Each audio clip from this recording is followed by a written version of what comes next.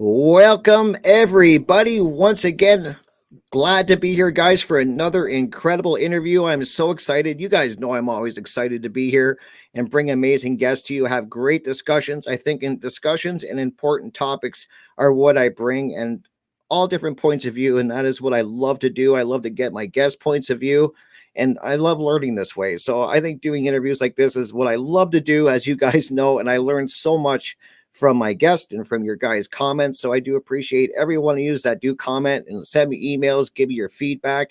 To me, this is where real magic happens in conversation, guys. It really is. So thank you so much for your support, for being here once again. I'm excited to have my guest on. You can find their work at thecubbyhole.com. I'm going to make sure I leave links for that, and I'm going to leave links for the presentation they just got done doing for Funnel 3 called Oculus, which is an incredible presentation. I learned so much. I love the way that my guest broke it down. It was incredible, guys. So I just want to go ahead, welcome my guest to the show. First time being here, Nate Kap. How are you doing, my friend? Thank you for being here. Thank you. I really appreciate it. Your show is really awesome, man. I was just thinking, because we were just backstage, or behind the scenes, however you want to call it, talking about the aesthetics of your show and the grave and everything, and like how you present yourself, and it's just really cool. Because one of the things that I'm talking about in the cubbyhole right now is the underworld, the coffin ride, where the part of the self that's going through the shadow work.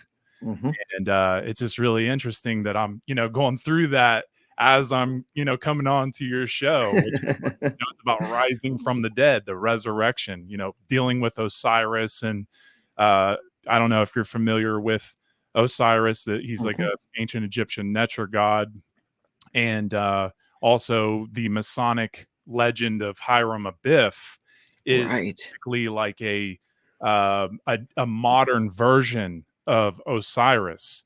And so that's what I'm talking about in the cubbyhole at this on the show number 61 that actually just came out today. But it's all about that, raising the spirit. So it's just really cool. It's very synchronistic. And I was just thinking about that right when you're introducing me. So yeah, that's really cool. I'm going to be checking that out. I'm fascinated. And as I was telling you, like I from my mom was telling me from the time she can remember, I've been fascinated with like the darker imagery, I guess. I don't know. I don't think it's dark, but people call it that, and like skulls and graveyards and stuff. It's just something I've always been attracted to, and I do look at it as kind of like a rebirth. I don't look at it as in the same sense that maybe some people do. And it's really cool that you're going to be doing that. I'm going to go check that out for sure, because I'm really interested in that. And I was saying to you behind this, before we started recording, that one of the first presentations I ever saw from Mark Passio was his cosmic abandonment one. So I'm really like looking into Egypt and then the symbology behind it and the stories. And so I'm going to be listening to and checking out your show for sure, because I think there's a lot of information that can be found with the further you go back and kind of the symbology. I'm really fascinated with symbology, and I think that's how a lot of these if you want to call them elite, I don't think they're elite, but the social engineers and these people that are kind of running the show from behind the scenes, that's kind of how their language is symbology. And so I'm really excited to have you here and break down a lot of things, your presentation, what made you lead you to do this presentation. So yeah, it's gonna be a great conversation. I'm very excited. awesome. Yeah, man. What you're talking about with the rebirth, that's what it's all about. Like, people have a very big misunderstanding of what the rebirth actually means, or the second birth. And definitely recommend people to go check out that show. Well, the newer shows of the Cubbyhole, 61 and 60, or 60 and 61. But again, like I tell everybody on the show, definitely start at podcast 1, work your way forward. It is set up in a tapestry. It's not something you just want to start at the end. But I do tell people it's okay to kind of take a peek at something, just to get the idea of where things are leading to, if you're curious, and that way you'll know what to expect But if you really want to be serious in your work with yourself, you definitely want to go start at the beginning of the podcast, work your way forward, and really grasp the deeper understanding of how Right. it's all aligned in a progressive chronological order. Right. Yeah, definitely. I would recommend that too. It makes sense. It builds upon each other. And I think a lot of people fall into that, Nate, is they jump in, they'll go right to your latest show probably, and then you're kind of like, I just look at it like you have to start at the beginning and it builds upon each other, and then it'll make sense to you. If you just kind of jump in, it's like jumping in the middle of a book. I mean, you're gonna be like, whoa, like what's going on here? So yeah, I'll make sure I leave links, and then I definitely would say that too. I think that's probably the best thing to do for anybody, like with Mark Passio's work or your work or anybody's, is try to get back to episode one and go from there. So great advice. Yeah. Yeah, very cool. uh, So yeah, I want to know where do you want to start this? I mean, can you let's start that. Tell everybody a little bit about yourself and about what you're doing, the work, how you got to where you are, like like who were you before this journey, like what turned you around, kind of like a little bit about yourself, and we'll go from there. yeah. So I mean, I had an awakening. I think that's why anybody who comes on any of these shows or does any of this content creating, they had some kind of awakening. And in my beginnings, I just basically, something I always tell people every time I tell this story. It's funny because I always tell this story, and there's all these different parts that I throw in, so it's never really the same overarching story, because then I'd have to tell my whole life. But then we wouldn't have time for that, and it would be boring. But I always tell people that started by I started my little awakening by seeing my parents come through the door as Santa Claus. When I was waiting for Santa Claus to come through the door, I was hiding on the stairs. I caught my parents being Santa Claus, and that really changed. That like turned my whole world upside down, or really right side up, however you want to look at it. Because then I started questioning things as I went through life, and so I actually thank my parents for doing that to me, even though it was a lie. Right. It set me on this journey to question, and so eventually I got into, I was raised Catholic, went into atheism when I was a teen, and then got into Eckhart Tolle's work, which I still love. I still love going back to his work, The Power of Now and New Earth. Such great grounding material to help anyone who's like going through any kind of craziness in their life. And then got into I saw Zeitgeist. That really woke me up. Yeah. And then from there, I got into Alex Jones and really, woke up my negative mind, which I didn't know that even existed. And then I didn't know what the positive meant because I was so entrenched in the negative. Mm-hmm. And then I was awakened to Alan Watts, and I was awakened to Jordan Maxwell, and then Mark Passio, and then from there it would just became I was awakening to all kinds of amazing researchers like David Icke and Michael Tessarion and Albert Churchward, Albert Mackey, Right. uh, um, you know. I'm trying to think. There's just so many names. There's so many you can't remember. Melanie Joy. I mean, there's just so many names, so many researchers. I would say, probably in the last 10 years, I've probably researched and studied probably 300 different researchers, Right. and in different books and different articles, and really just growing my eclectic mind to see what's really going on within myself and around myself. And when I really started to have like a true caring awakening, because once you start to realize what care truly means, I feel like that's the true awakening. Hmm. Because care, most people don't realize what care truly means. And care, if I were to describe it, it's basically to find in yourself the willpower to learn who you truly are and why you are here, and to care enough to go deep into the darkest parts of your being. And kind of like what I was saying with the the um the casket ride, or the tomb ride, going through the underworld, Yeah. to your second birth. That's really what it's about. That second birth of yourself, that's really where care is resurrected, you know. Great point. And Yeah. so that's when I started to really understand that and feel that and live that. That's when I really started to understand what care meant. And it took a while, because yeah, I of course I cared to do research and look into things, because it's really weird, the things that are going on in this world and the things that are going on within us. But to work my way up and realize, like, there really is a honing, um, collectic way of approaching the truth, which is the central light, the most absolute light. That is, and this goes hand in hand with what I was talking about in my presentation with Oculus.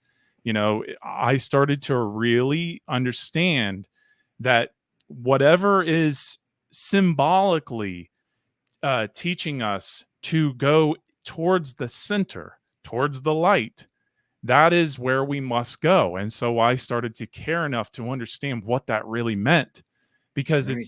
you know, it has taken years and lots of hours, hundreds, probably hundreds of thousands of hours of meditation, just to, really contemplate on what is truly taking place in this world.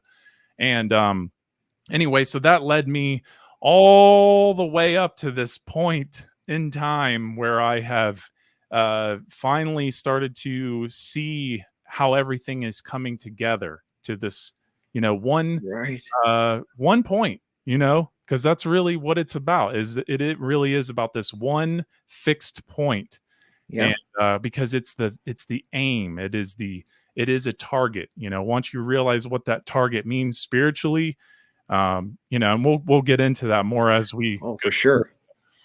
Yeah, you make a great point, Nate. Like I like that you brought up care, because I think that that's the key, a lot of it. And some people, doing this research, and you have to, it does start with care. You have to care enough to about everything, really, to start even looking into this research. I mean, a lot of people don't care enough to even do that.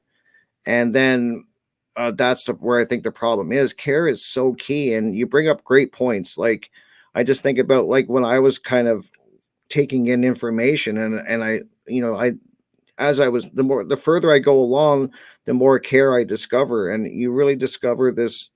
They have this kind of like fake care that people think about, I think, when they hear the word care. But to really, when you start doing the work on yourself and start taking in this information and really living with it and examining it, and you do this, your true care, I don't know how to word it, but this real genuine care that's in, I believe in this, in all of us, is kind of awakened and discovered. And this is the key. I think we, like, people need to start caring, and that's, I'm at least I'm noticing in the world, that's, we're really lacking in true care. I mean, I think people have this notion of care, like I just said, like they care about certain things, maybe their family or their job or something, this really superficial level of care. But when you really get deep into it and you aim for the center, like you said, which we'll get into, it really is, we're talking about a whole different type of care.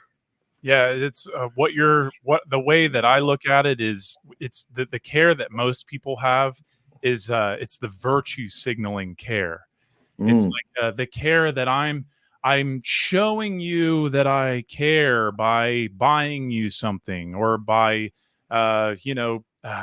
doing something, some kind of favor, or picking your, politically, like I'm showing you that I don't like this guy, so that way you'll like me, and Yep. that's how I'm voting, so I care, and that's a virtue signaling care. It's not a true care, because a true care is in search for truth.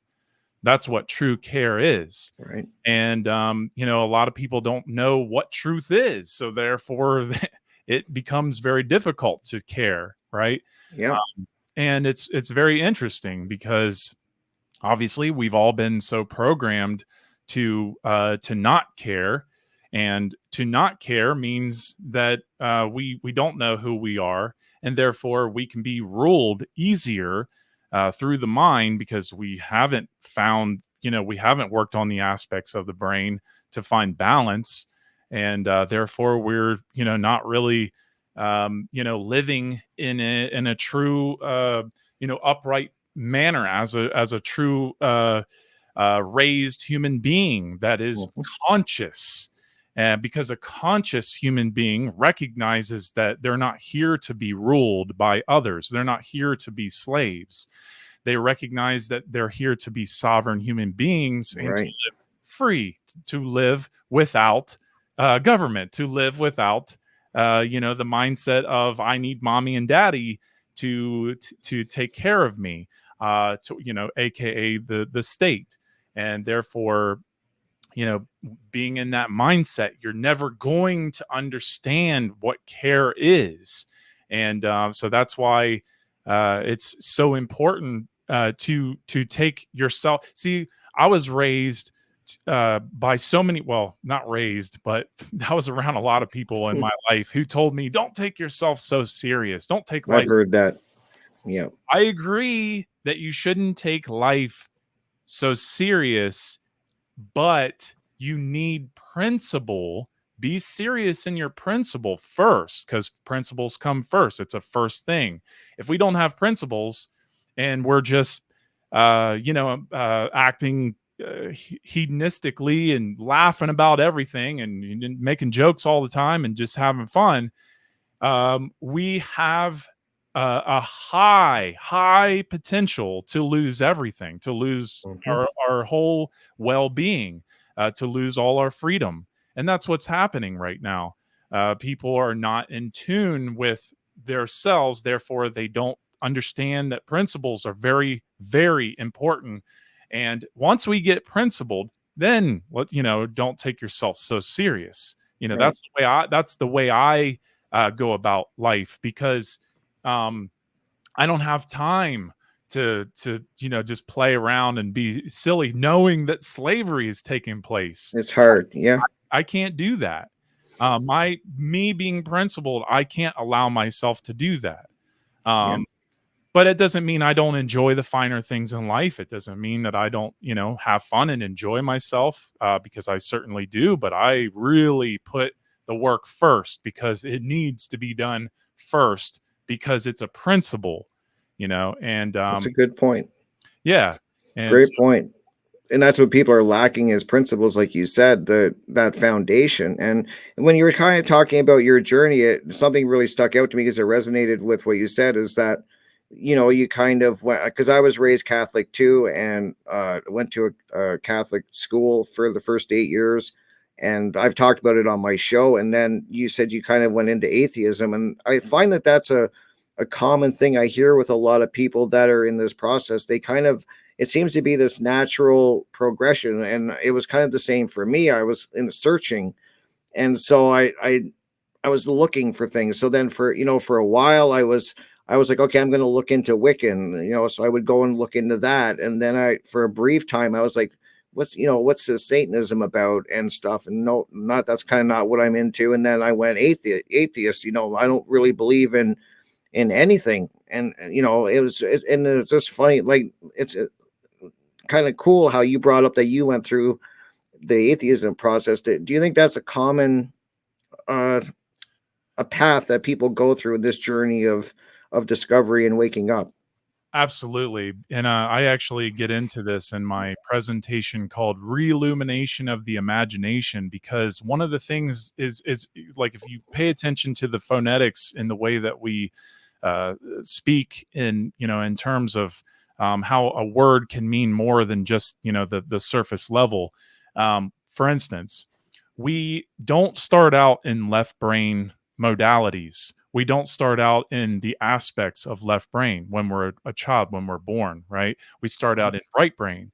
We start out in the imagination. We start out in big picture thinking or big picture seeing, or because we're Mm-hmm. soaking in. We're just trying to figure out what's going on. And so we're a spongy little right brain when we're born. And that's another reason why we're so close to our mother when we're born. And that's another reason why we're even in a theta stage in our mind, the using the imagination up until like the age of 6 or 7. But what I say is, and I use the words the left, right? So we go from right, think about that, the words right. We start out in right, and well, what's right based in? It's based in nature. It's based in what's correct. It's based in source. So when we start out, we when we're trying to, when we start to like come out of our shell and start to grow up a little bit and become curious and start to question reality and start to learn things, we start to leave the right brain, which means that indicates we have left the right brain, Right. because we've gone to the left, right? And so Mm-hmm. once we go left, what do? We go to the analytical side, the logical side, the scientific side, the mathematical side.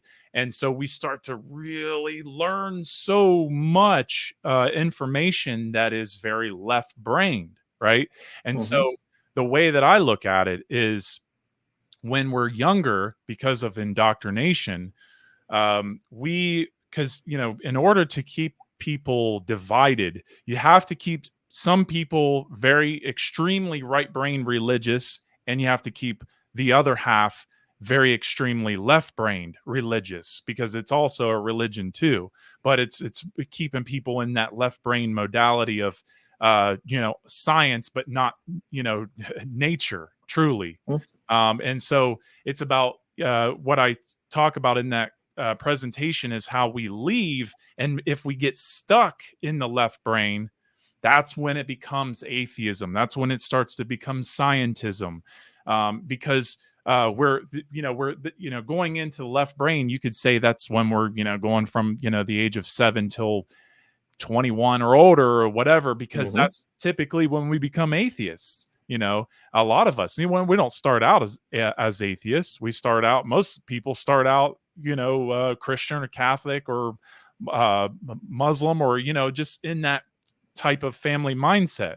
And so to go into the atheism, I think it's healthy as long as you don't get stuck there. But to come out of atheism is to recognize that you need that right brain. You need that creative side, that big picture imagination, the caring, the nurturing, the to recognize that you can't be holy internally. You can't have a marriage internally unless you go through working on both aspects, raising to that, Right. because this is about understanding the Holy Trinity, the Father, the Son, and the Holy Ghost, or the Holy Spirit. It's the Mm-hmm. same thing. It is the trivium process. You're going from one point to the other, going from right brain to left brain, and you have the ability to work on both. Or that's the other thing I was going to say is, if you stay in right brain, that's typically where a lot of like people who have faith in their religion, Christianity, Catholicism, Islam, Mm-hmm. Judaism, people stay in that right brain and never really go to that left brain to figure out how to question themselves. So they never really grow. They just stay in faith their whole life, you know? It's And a great point. Yeah, and Wow, you've really got me thinking now. Honestly, you do, and I'm just thinking about my journey, and it's so cool that you're bringing this up and really describing it. Great, Nate. Like this is awesome. Because I'm thinking like when you're born, you make a great point. Like you're born in that caring state, that right brain state.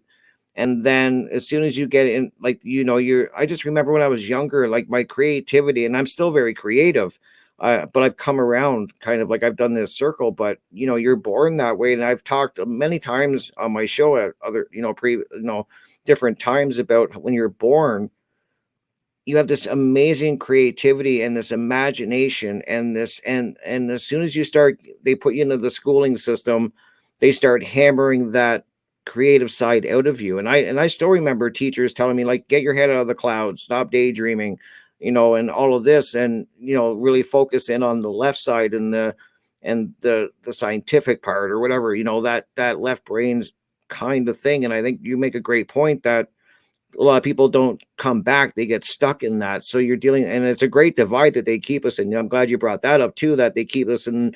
You got some people fully right, some people fully left, that they keep people divided and really going against each other. But you make a great point that they definitely, at least for me, it was as soon as I got into the schooling system, they really started to hammer away that creativity, attacking that creativity that really free thinking, and where you're really open and creative, and you're really excited about discovering things, and they kind of start hammering that out of you. And I can see what you're saying about how people get stuck in either side, which is a dangerous place to be. It's because we're looking for this marriage of both left and right. So I think you bring a great point and explain it great. thank you. Yeah, I mean, and so as you start to work on both of those sides, see, the thing is, the reason we're so divided outwardly is because we're divided inwardly.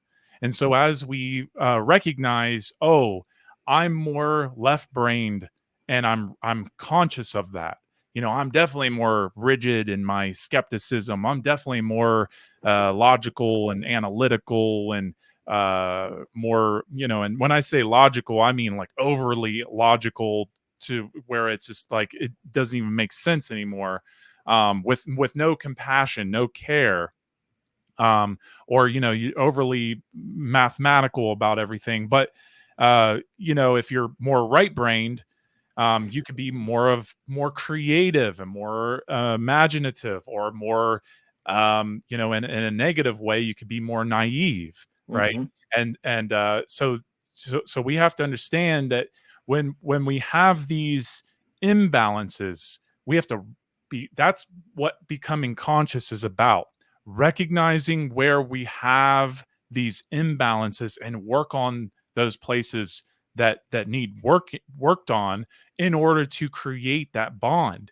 And even right now, I'll tell you that I could be better in my history. History is more of a left brain modality. So I'm I'm going to work harder on that, because I know personally that that is where I'm lacking, and I know that that can cause a little bit of an imbalance, right?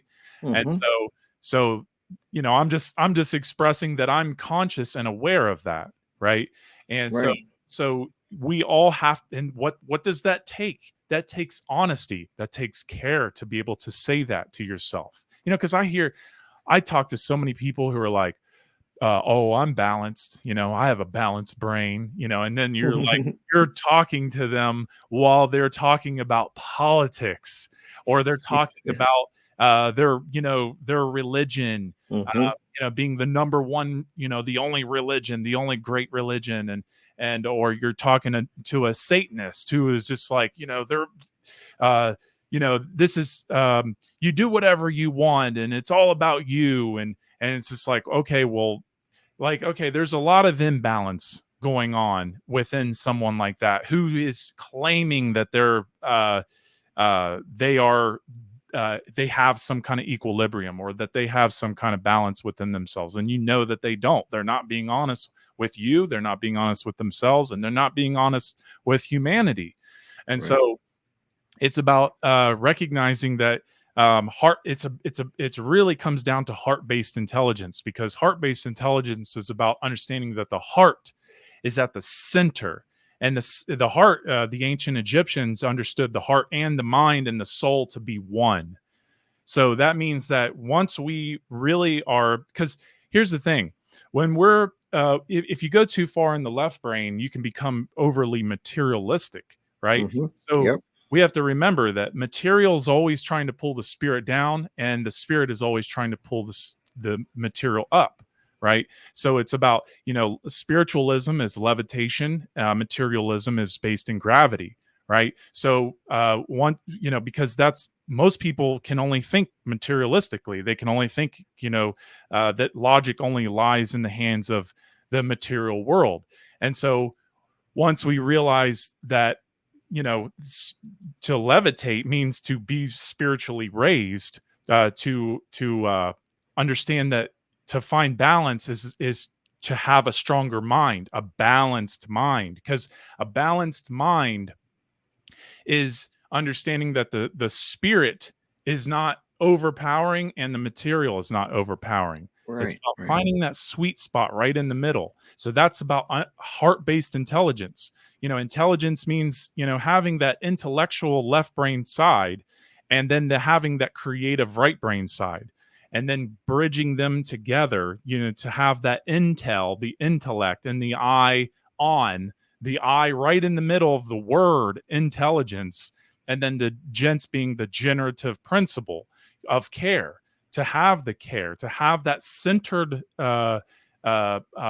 sweet spot within the self, where you start to, resonate with the green frequency of reality, which is nature, Mm-hmm. right? And green is right in the middle of the visible spectrum. So Yep. once you uh, fine tune yourself and you start, I mean, I could there's so much that you can say about the balance frequency, because the more you become balanced, the more your consciousness starts to reveal to you so much more about yourself, so much Absolutely. more about the world. Yep.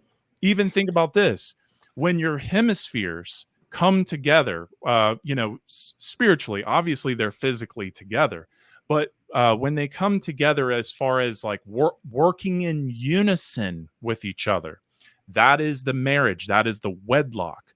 It is when they're not fighting each other. They're not, your right brain isn't overly dominant and, with your limbic system controlling your right brain, to dominate the left brain, and then your left brain isn't overly dominant by the R complex, the lowest part of the brain, that's dominating the right brain. When they're unified, when the hemispheres are firing off unified, that's that's part of understanding the heart-based intelligence. But it's also about understanding this alchemical wedding, this where we start to find the balance within the self, and start to understand this is what it means to be raised in consciousness. This is what it means to, um, I've lost track where I was going with that. But the point is to understand that when you get to that frequency, when because here, if you want to go ahead and we can start talking about the Oculus. I was gonna. Yes, definitely. This is about understanding that it takes a great deal of care to bring those together to you know um, ignite that Oculus within. And the Oculus, if no one's familiar, is basically, it is the eye. Okay, it translates Latin. In Latin, it translates to eye simply, right? Okay. However, the eye is it's about understanding that there is an architecture of the Oculus, which is about understanding. If you've ever seen the Pantheon in Rome, Italy, it is a dome-like structure with a little hole at the top of the Right. Yeah. ceiling that lets in light. Okay, Mm-hmm. so that, most people don't realize this, but they have a little Oculus dome shape on the tip of their eye, the cornea. And so what this does is when you're allowing light in to the Oculus, what's happening is it is receiving light. Your eye is literally your physical eye, not just your pineal gland, but your physical eye is receiving light. And that is the same, the same thing is going on within your pineal gland, because your pineal gland, it receives a different type of light, a spiritual occult light. And therefore, knowledge is the light when understood. So once we take in knowledge, that's light, but to understand that, that's illumination. So to have the Oculus on is to be able to see the occult by understanding. It's the understanding of the knowledge is how you see the hidden realm, the hidden forces in nature. Because you can't just see it with your physical eyes, you have to see it with your understanding or your inner standing, however you want to look at it. So the understanding of the light that you take in as knowledge, once you process that information and come to a logical understanding of what that knowledge is that you're allowing into your eye. Now especially when you're taking in knowledge of the occult, aka natural law and the unseen forces in nature, that's when you start to really understand how the Oculus works. And the Oculus actually becomes the word occultare, and occultare means the occult, the hidden. So to be able to see the hidden, and that is where when you're using that eye, that is because you have merged the two hemispheres together to ignite, to illuminate that eye, aka becoming, the true Illuminati, because you are becoming illuminated. You literally are having your eye filled with light. That's a great way that you broke that down, because you hear so much about the third eye. Like, you hear so many people talk about that, and and the symbology behind it. And that was a great thing about your presentation, Oculus, which I will leave a link for in the description, because I really hope people are going to take the time to check out this, because you break this down great with slides, and your presentation is so powerful in explaining this, like you're doing right now. A great job of that.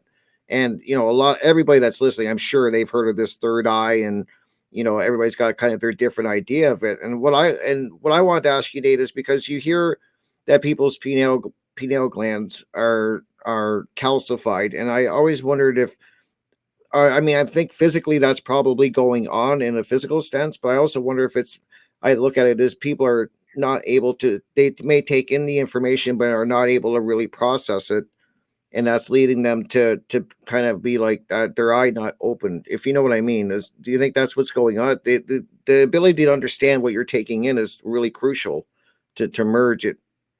Am I right? Or Yeah. I'm trying to explain it perfect, but I think I understand what you're saying, because here's the thing is, we understand, anybody who's done a little bit of research on fluoride, for instance, knows that right, fluoride calcifies the pineal gland. pineal gland, right. And if you are someone who doesn't care about that, then you're not really going to care about igniting your pineal gland anyway, and spiritually.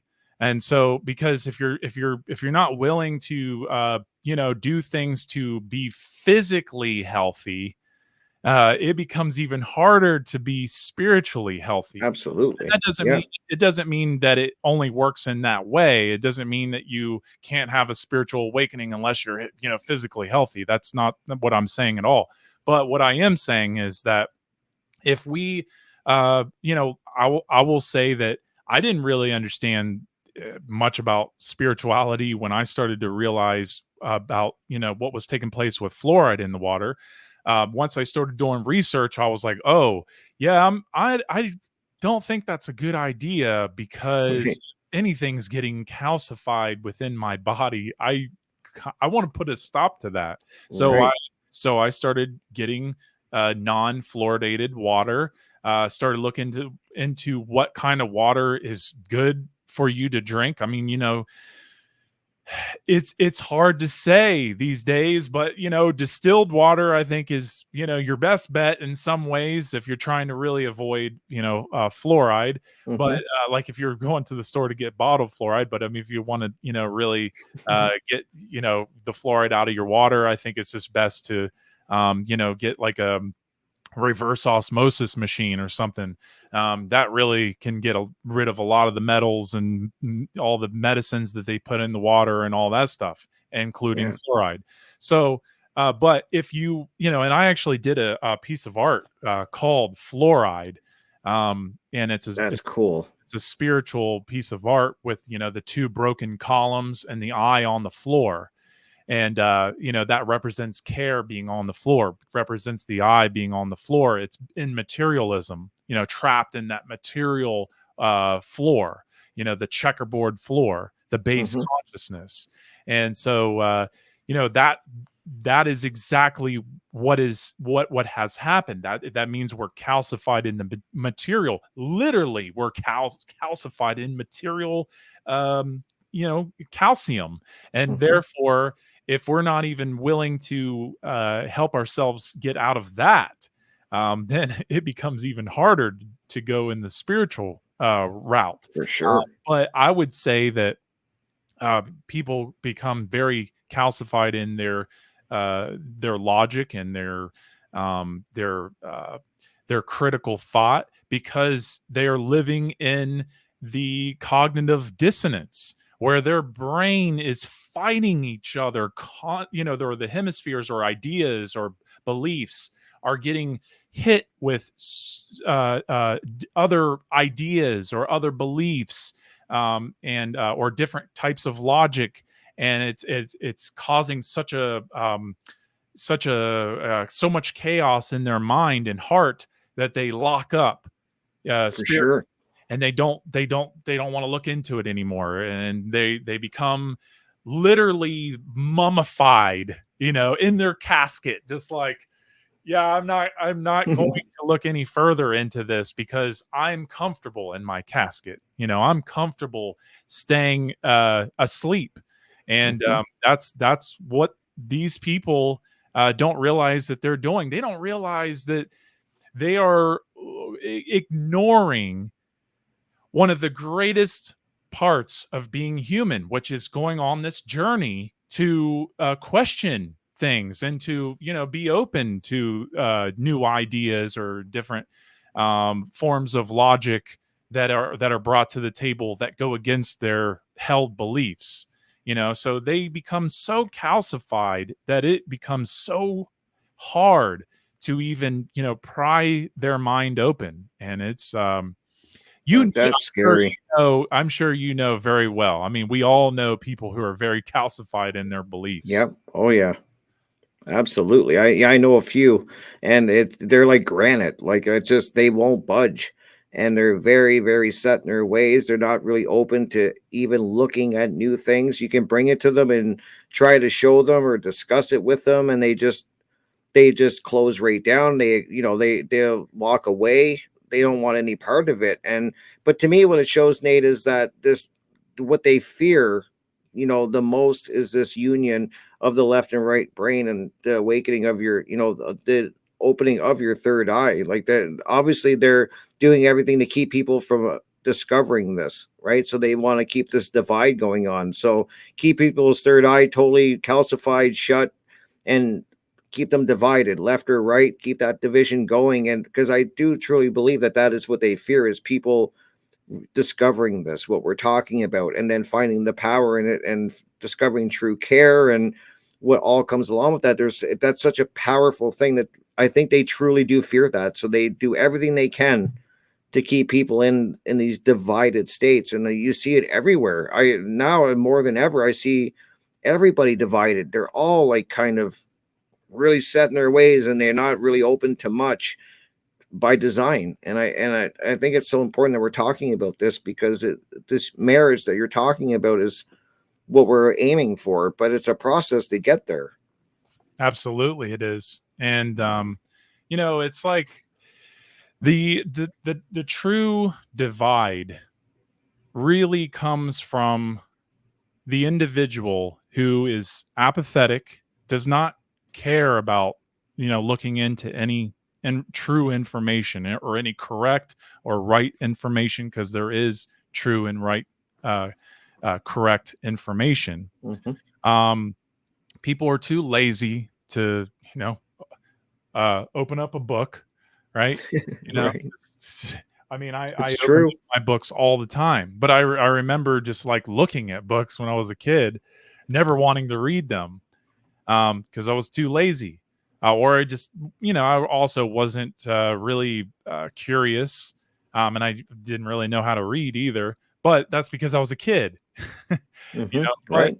then the other thing is, or the other ways that people avoid going in the direction of truth is, or stay divided, is to basically ignore any kind of information. They're ignorant, and they're calcified in ignorance, Absolutely. Yep. and therefore you could say that they're uh, cowards too, because cowardice comes from also not wanting to look into things because you fear the unknown.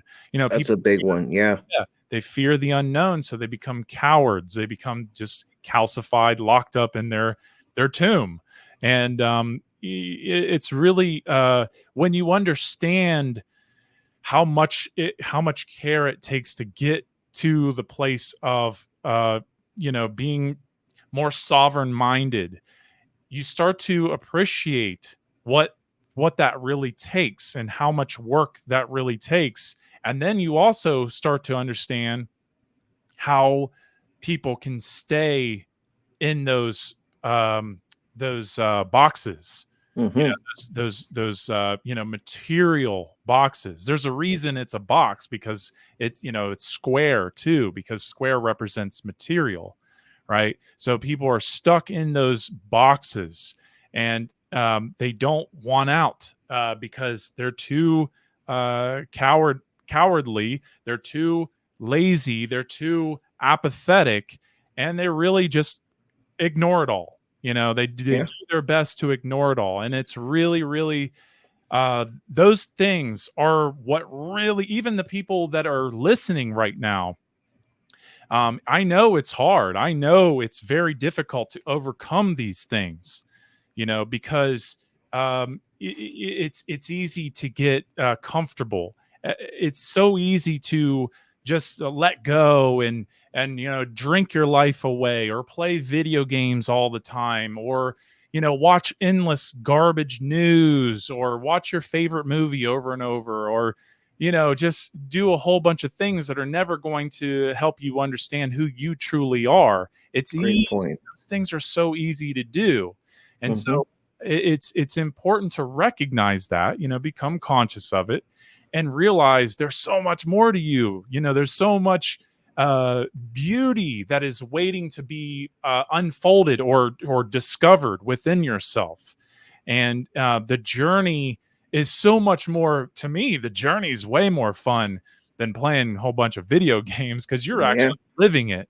The video game is just it's a artificial simulation, where I would say, there really is a true, simulation that we're in some ways living out in reality. And so it's just about understanding that we're never really going to discover anything true about ourselves and what's truly going on, unless we take those chances, unless we become courageous instead of cowardly, and until we start to care instead of being apathetic, until we start to actually look into things instead of being ignorant, you Hmm. know. And um being honest. and be That's key. oh yeah, honesty. That. Honesty is the care. Yep. It truly is. Absolutely.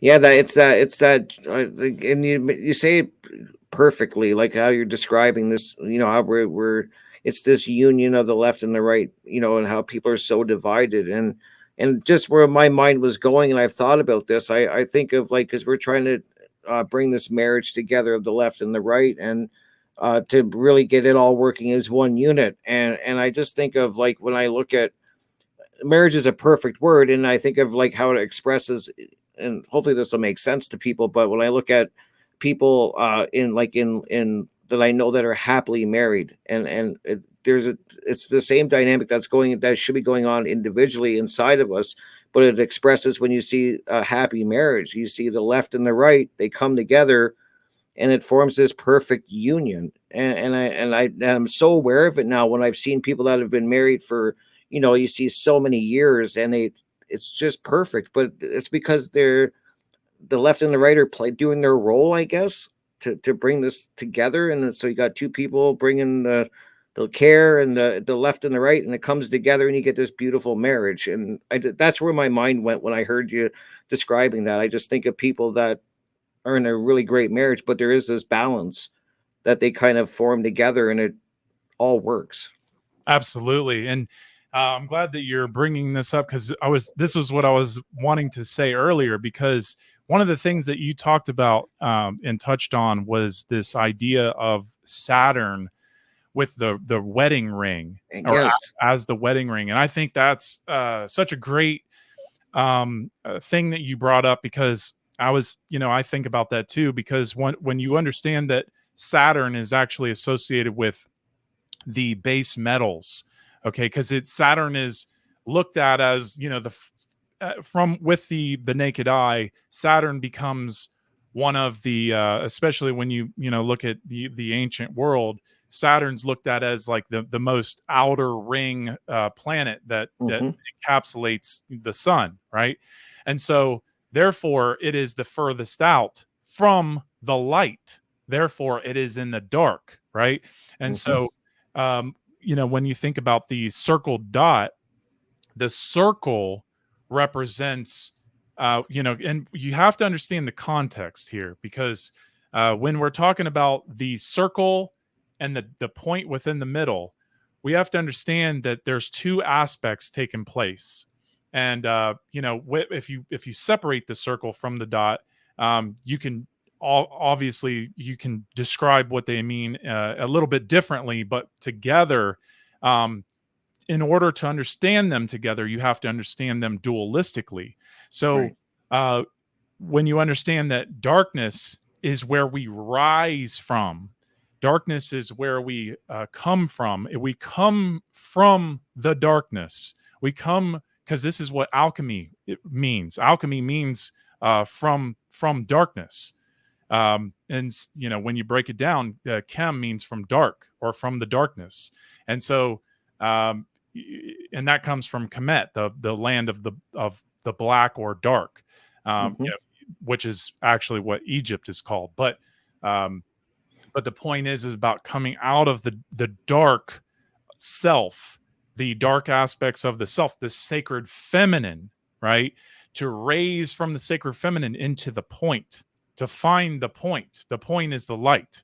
The point is what we're in search for, truth. Truth is the point. So we're in search for this our whole life. Well, some of us are avoiding that journey to find that. Actually, a lot of us are, but some Mm-hmm. of us are in that search to find the point, to find the purpose, to find what is the truth, right? And so when we're thinking about this ring around Saturn, Saturn does represent that in a dark aspect, because remember, Saturn is the furthest from the light. So Saturn, the rings of Saturn really represent the darkness. Okay, so Okay. Yep. that's why Saturn is associated with the ultimate darkness, symbolically, of course. Saturn's a beautiful planet. I've seen it through the telescope. It's amazing. It's an amazing planet. Yeah, it's so Yeah.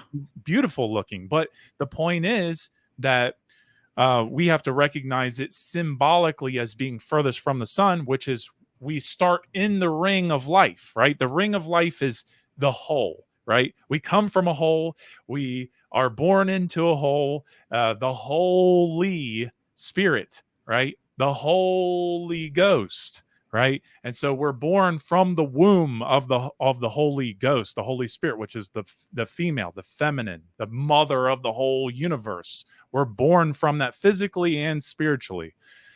So from there, from the dark, we raise into the light. That's the Father. That is, or the Son, being the light of the world, right?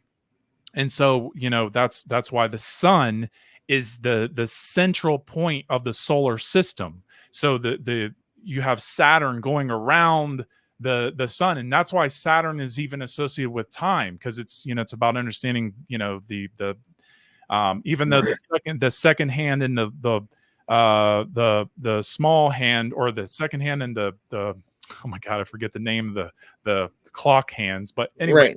both of the hands, both of the arms, however you want to call them, they're going around this central point, right? And so that's how we can understand this a little bit more, you know, dealing with Kronos, the god of time.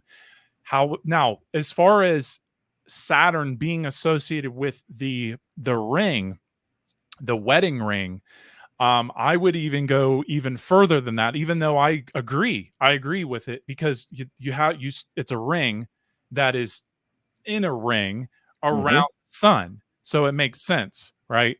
Right. Now you can go even further than that.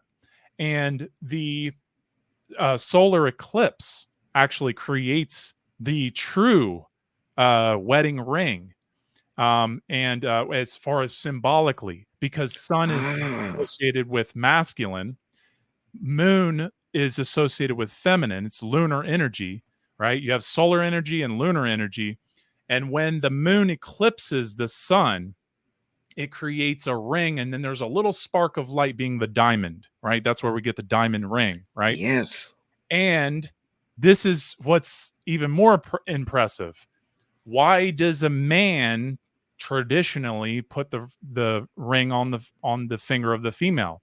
Well, it's because the sun literally puts it rings the feminine, the moon. It literally puts the ring. It literally makes the ring. When you're looking at the solar eclipse, you see the ring on there. That means that the sun is literally ringing the moon.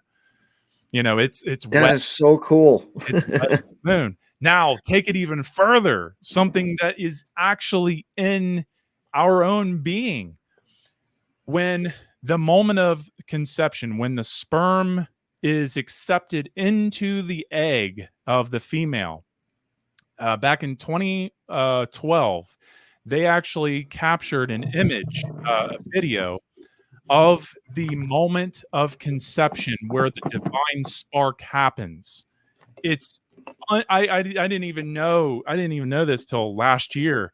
But once I realized, oh my god, it's the same image as the solar eclipse. It's the same image as the diamond ring. It's, you know, it makes, and so it goes hand in hand with what you're talking about, with the Saturn being the you know, the rings, and the sun being the light. Or you could even say that the hexagon on the top of Saturn, it even has the 7 points of the Yep. hexagon, because, you know, to make the cube, the Yep. black cube, that is 7 points. You know, so it's a very, very significant symbol. Man, the Saturnian symbolism goes so deep, and that's because it's about understanding the dark. You're going into the dark world to learn the darkness, to learn, you know, the dark shadow aspects of the self, by going to Saturn, or the energy of Saturn. So anyway, That's that so powerful. correspondences are amazing, you know. Yeah. Like I just the symbology fascinates me, and I like looking at symbology because it's like for the same reason that just what happened there, how we broke it down. And you start to see that it's not just random symbols and people weren't just, you know, script like just doing random things. There's so much meaning behind them.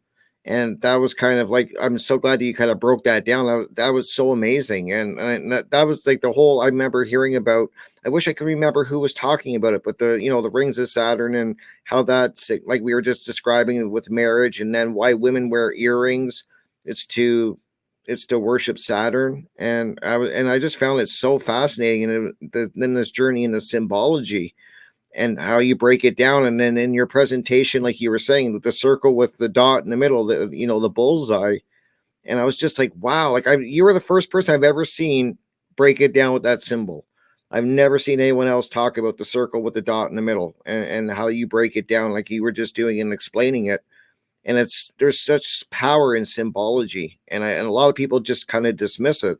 And I'm just like, you don't realize what you're dismissing. Like, you have to look at these things further and then start breaking them down, like you just showed people what you're going to uncover. It's fascinating to me. Absolutely, it is. And Wow. the thing is that, you know, when we're dealing with symbols, most people don't even realize that they're actually using symbols with every word that they're using. Mm-hmm. Because, you know, when you're writing down words, you're writing down symbols. When you're speaking words, you're speaking the vibrational tone associated with a symbol, because every word is a bundle of symbols, every letter is a symbol.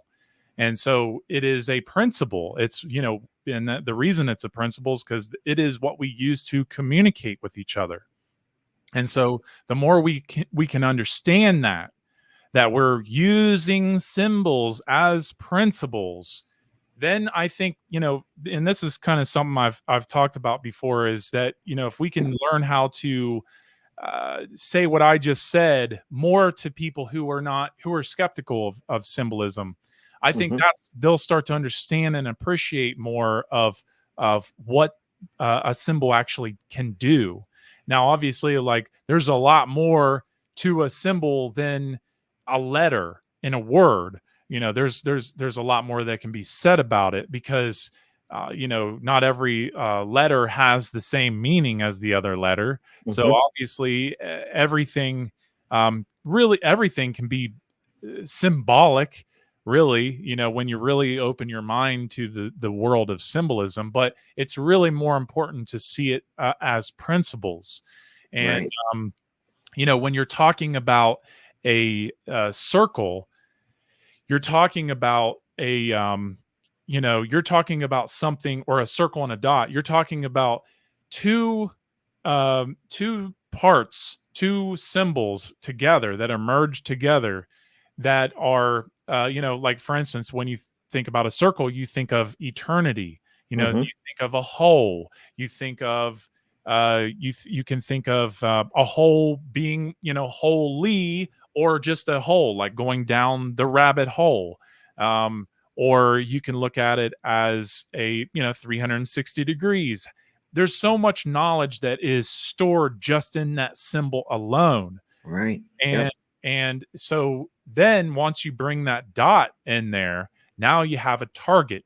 Now you have something to aim for, right? And so that's why it's masculine, right? Because it's about understanding that so the circle is feminine, the dot is masculine, and bringing them together, that's the marriage, right?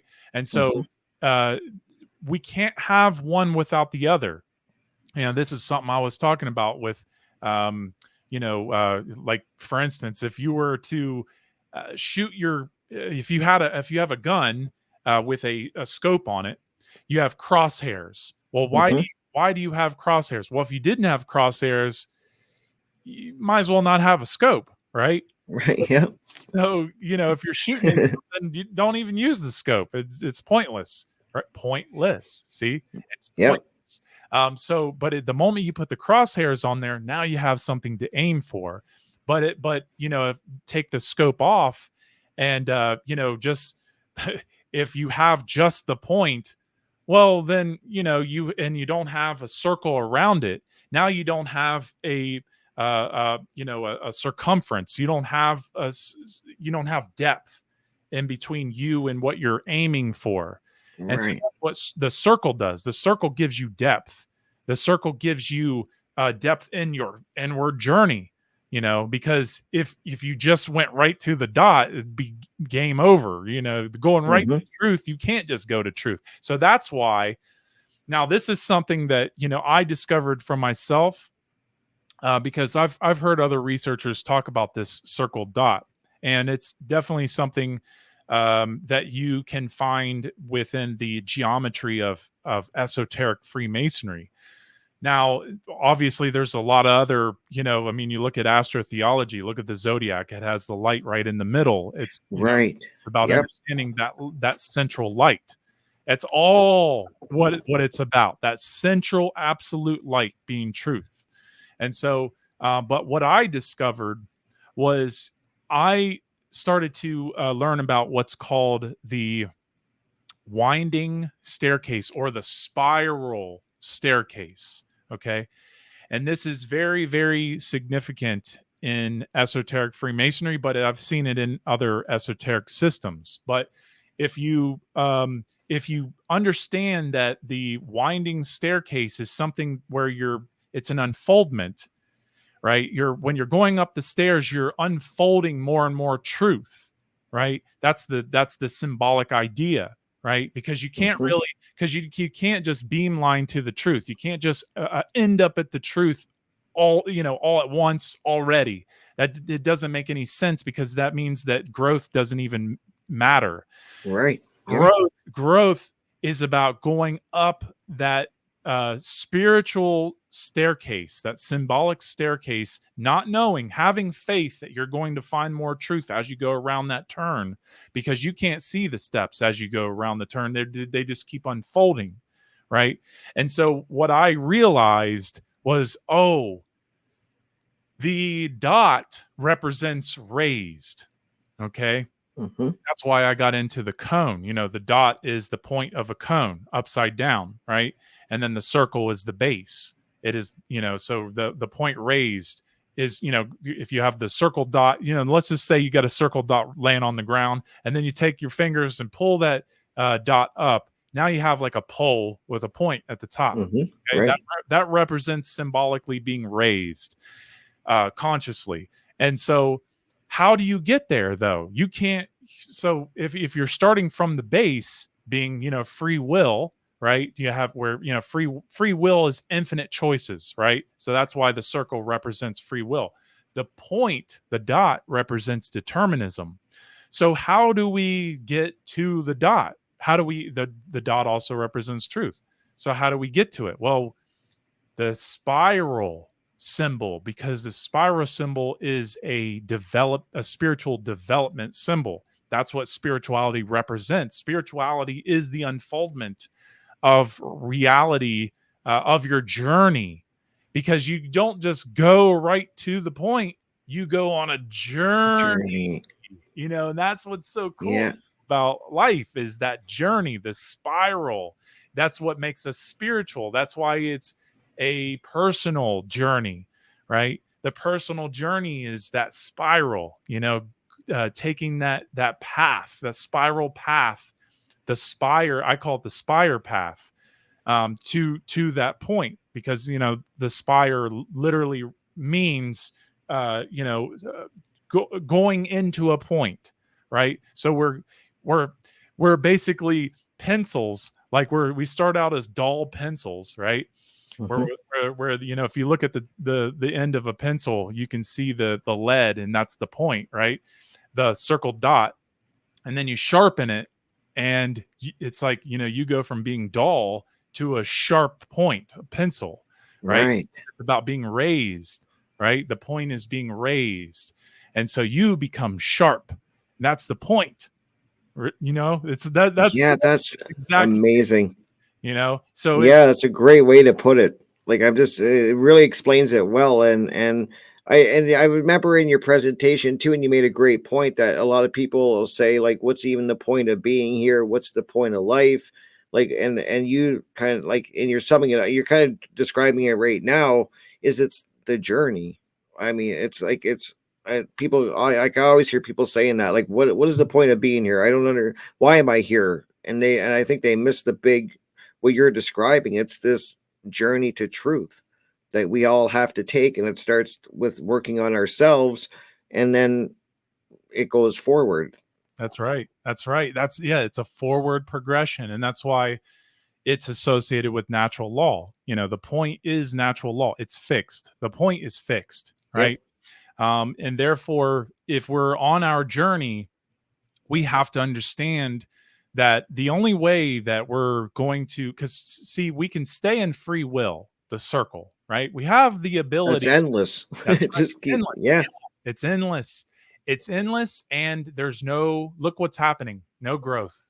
But the moment you put that point in the middle, now you start to raise, you start to go on the journey, you start to go to the heart, to the point, to what's called the holy of holies, being the pineal. You're raising to the oculus, the frequency of light, because you're able to you're able to have a 360-degree view, because it's kind of like, you could even look at the circle dot with the point raised as a mountain, right? So if you go to the top of the mountain, you'll have more of a view, 360-degree view, to where if you go to the bottom of the mountain, you're only seeing like the bottom of the mountain, and that's it. Right. you Yeah. know and so you have to look at that spiritually. That's why mountains are always associated with the spiritual realm, or this, and a symbol of spirituality. To go, because you don't just go straight up the mountain, you go on a spiral around the mountain to get to the top. I mean, unless some people are really good at climbing, on cliffs, vertical, but that's not the point, though. The point is to recognize, like, well, the spiral isn't perfectly a spiral. But That's it's that journey that's up.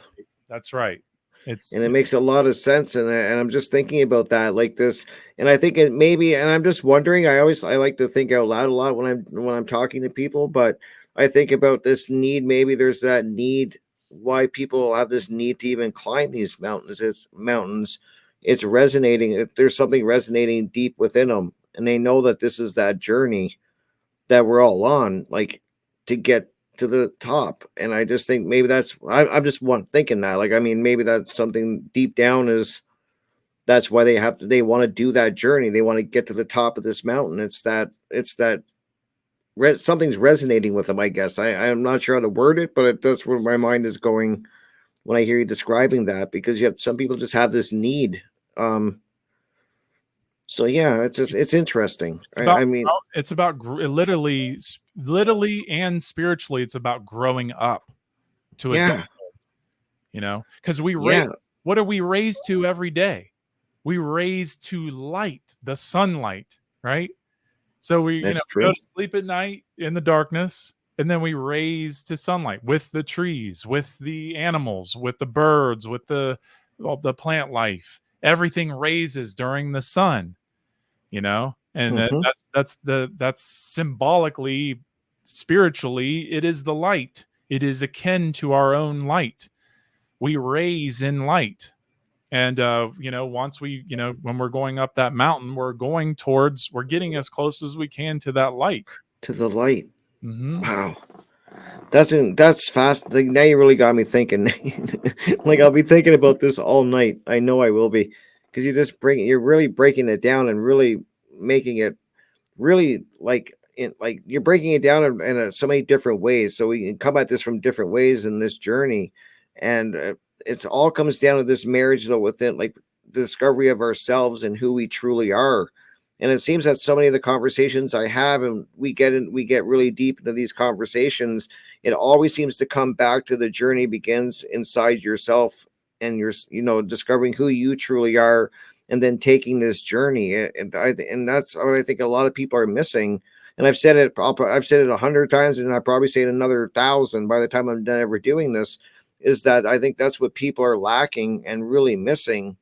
I've called it a soul sickness. I've said, like, people are soul sick, and they don't know who they truly are. They're being bombarded so many different outside sources, and these distractions, and you never really have the time to slow things down, and discover who you truly are, because from I was saying at the beginning, from the time that you're introduced into the world as so young, and then you're in the schooling system, they start chipping away at who you truly are, and then you lose it over. It happened to me for so long. I kind of lost who I was. I didn't know who I was. And I think that's the foundation that most people are lacking, is and not doing that work and really getting in to know who they truly are, and that be even beginning that journey. I think so many people haven't even started that journey. They're kind of locked and frozen, like you said earlier. Yeah, frozen is a good word. They're frozen. Yeah. Yeah, Wow. it's people need to be they to let like, if you're frozen, what do you need? You need sun, you need light, you need something warm, right? And that's what raising our frequency is about, because the higher the frequency, the more frequently we're going to be, hitting that truth mark. Hmm. Truth is light. And the more we get closer to that, the warmer we actually become, because we're so numb in this dark world, in this frozen world, where consciousness is frozen from, Yeah. in so many people, obviously. But we're people like you and I, we're really trying to melt that frozen aspect of ourself. And we're doing it within ourselves. First, we can't give somebody something we don't have, right? Very true. Yeah. Therefore, as we melt that ice within ourselves and become less numb, become more sensitized, become more warm, then we can share that with others. But again, as we make the change within ourselves, we are already changing the world. That's how much power people really have, and they have to remember that. We have to remember, each one of us has to remember how much power we truly have. And you can only remember that by caring enough to go inward, Mhm. because once you go inward and you really go on that journey, that spiral journey, that spiritual journey, the spiritual journey, that is where you're going to really start to develop, or you don't even have to call it development. You can just call it discovery, self discovery, right? Mhm. You're developing yourself, right? But you're also you're discovering your soul. You're chipping away. Like, you could just look at yourself as like a block, and you're chipping yourself Yeah. out, like Michelangelo. You're sculpting yourself. Or really, like Michelangelo says, you're not really he's not sculpting anybody. He's just chiseling them out. And that's exactly Right. what we're doing. We're just chiseling you're chipping away all the mind control and all the darkness and all the the material world. And we're finding out how beautiful and how strong and how powerful we really are, because Yeah. awakening that spirit, we become a very fierce power to deal with the dark. Okay, when the light starts to come on, I'm telling you, we really are going to have a major pushback, a major fight in this war that we all find ourselves in, this very dark war. But Mhm. again, it starts with ending the war within first, Yes. you know Very and good point. and that means finding that spirit. Yeah, and it's kind of like, it's kind of ironic that, to we're chipping away at the darkness, but to chip away at it, you have to go into your darkness. Absolutely. It's really and I think a lot of people have trouble with that, because I know I was told at a very young age, don't focus on dark things, don't look at dark things. Mm. You're going to draw it to you, or it's going to bring you down. They give you a lot of reasons, but the real freedom is when you do start looking into yourself and going into those dark areas. That's where you start chipping away at the darkness. It's this really weird mind flip they've done on people by selling them that, like, never look at the dark things or never address them, and just kind of forget about them or try to push them down. And that's the complete opposite of what we should be doing. Absolutely. And that's how they sell that to people. Yep. Wow. Yeah, the chip away at the darkness. This is fascinating, Nate. Wow, thank you. You gave me so much to think about, and I'm just like, really, the symbology too, and you break it down perfect, and it's really, I've always said that and I was saying earlier, I do think that this is how the controllers that are running, the social engineers, they really know symbology and they really focus on it, and that's kind of their language. And a lot of people, when I say that, they have trouble with that when I say that, but I truly do believe that this is their language. They're speaking this occulted language that is just hidden, but it's so important that we understand these symbols and what they mean and their true meaning of what's behind them. Right. Yeah, yeah. And that's the other thing I wanted to say, is that it is so important that we understand symbols double-sided. We have to understand how they're used negatively, how they're used to basically usher in more control over people's minds, how to direct certain signals into the subconscious Hmm. to make people think a certain way or behave a certain way. Uh, that's more of the darker aspects of the symbols. But then you have to understand the light side, or else you'll become too cynical about the symbols. You'll just say, "Oh, I don't want anything to do with those symbols. They're evil," and blah blah blah. Yep. No, you have to look into them dualistically, because if you don't look into them dualistically, you're really going to have a very lopsided viewpoint of what they actually represent. And symbols, something I said in my presentation, they're neither good nor evil. Hmm. They are how they're wielded is really where the evil behavior is behind it, or the intent. There Right. can be evil intent within a symbol, when and how it's used, or there can be good intent, or there Hmm. could just be no intent at all. It's just the like a circle could just be a circle, right? um, Yeah. I say the same thing about knowledge too. Because I when I was looking into, I remember telling people I was reading the Satanic Bible, and then people were like, "Oh my God, like this, I can't believe you're looking at that dark stuff and that negative stuff." And I was like, and they were saying like it, and you make a great point. It's just knowledge. It's what I do with it, that and my intent behind it is what matters. I mean, I'm just taking in knowledge itself is not dark. You're right. just taking it in, and so I count what you're saying. The symbols is also with knowledge, is that, and that's another thing they've kind of told people. Don't, it kind of goes hand in hand. Like, don't look at anything dark. Kind of don't do that, because it's going to bring negative results, or it's going to reflect on you, or whatever, the excuses people give for not looking at it. But you bring a great point with symbols, and I think of all the symbols in history that they haven't inverted. Like, I mean, like, the first thing that comes to my mind is a swastika.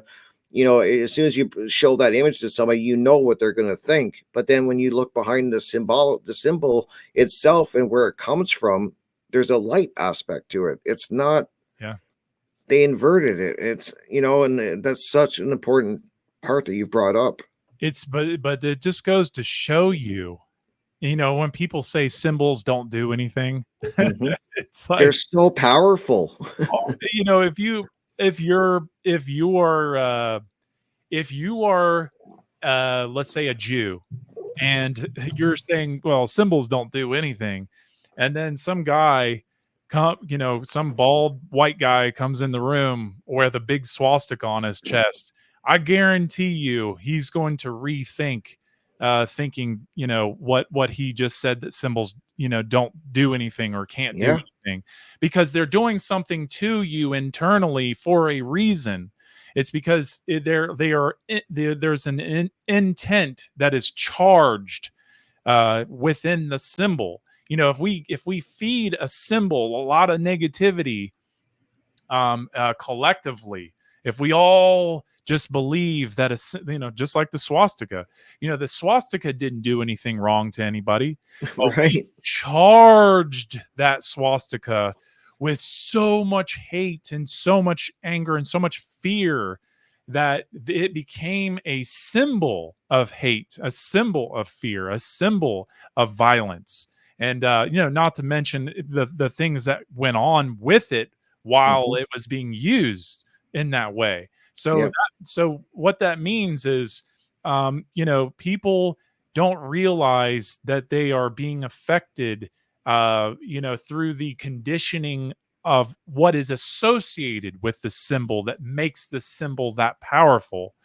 And like, okay, for instance, subversive symbolism is a major thing, because it's about subverting the minds of people by undermining them through symbols and colors and numbers and words, Right. uh, Yeah. right into their subconscious. And they are basically, like, for instance, if you are to sell gasoline to someone, um, uh, that you can sell them subconsciously. You can sell them on the gasoline by giving them something that they know internally, deeply, which is the sun. So if you sell them on a sun symbol, like shell, for instance, even though people know that it's a shell, have you ever seen a shell that is that orange and yellow? No, No, there's no such no. thing. But what that is, what that is they carefully made the sun rising, so that way in your subconscious you love the sun rising, because that lets you know that warmth is coming, light is coming. It gives you something to wake up to and for. And Hmm. therefore, when you go to get gas, you're going there to get gas because you feel that the sun is selling you on it. You feel comfortable getting your gas from Shell. You feel comfortable. It's a place of light. There's no dark. It's a place that it brings warmth and brings nourishment, to your soul. That's what it's telling you subconsciously, but it's subverting you because it's tricking you into buying their product, which is gas, right? Hmm. And you see this all over the place. I mean, you see solar symbolism, you see lunar, moon symbolism, you see star symbolism. Like, for instance, if you go to, here's how powerful a symbol really works on a lot of people. People go to Starbucks all the time. Hmm. What is the symbol that they're seeing right away? They're seeing the mermaid with two tails, and it has the star in the middle of the forehead, and Right. the whole symbol. It's crazy because it's a stellar and lunar symbol, because you have the star that's stellar, and then if you look closely, the moon is you can see the moon crescent, I believe, at the bottom of the symbol, Right. right? Yep.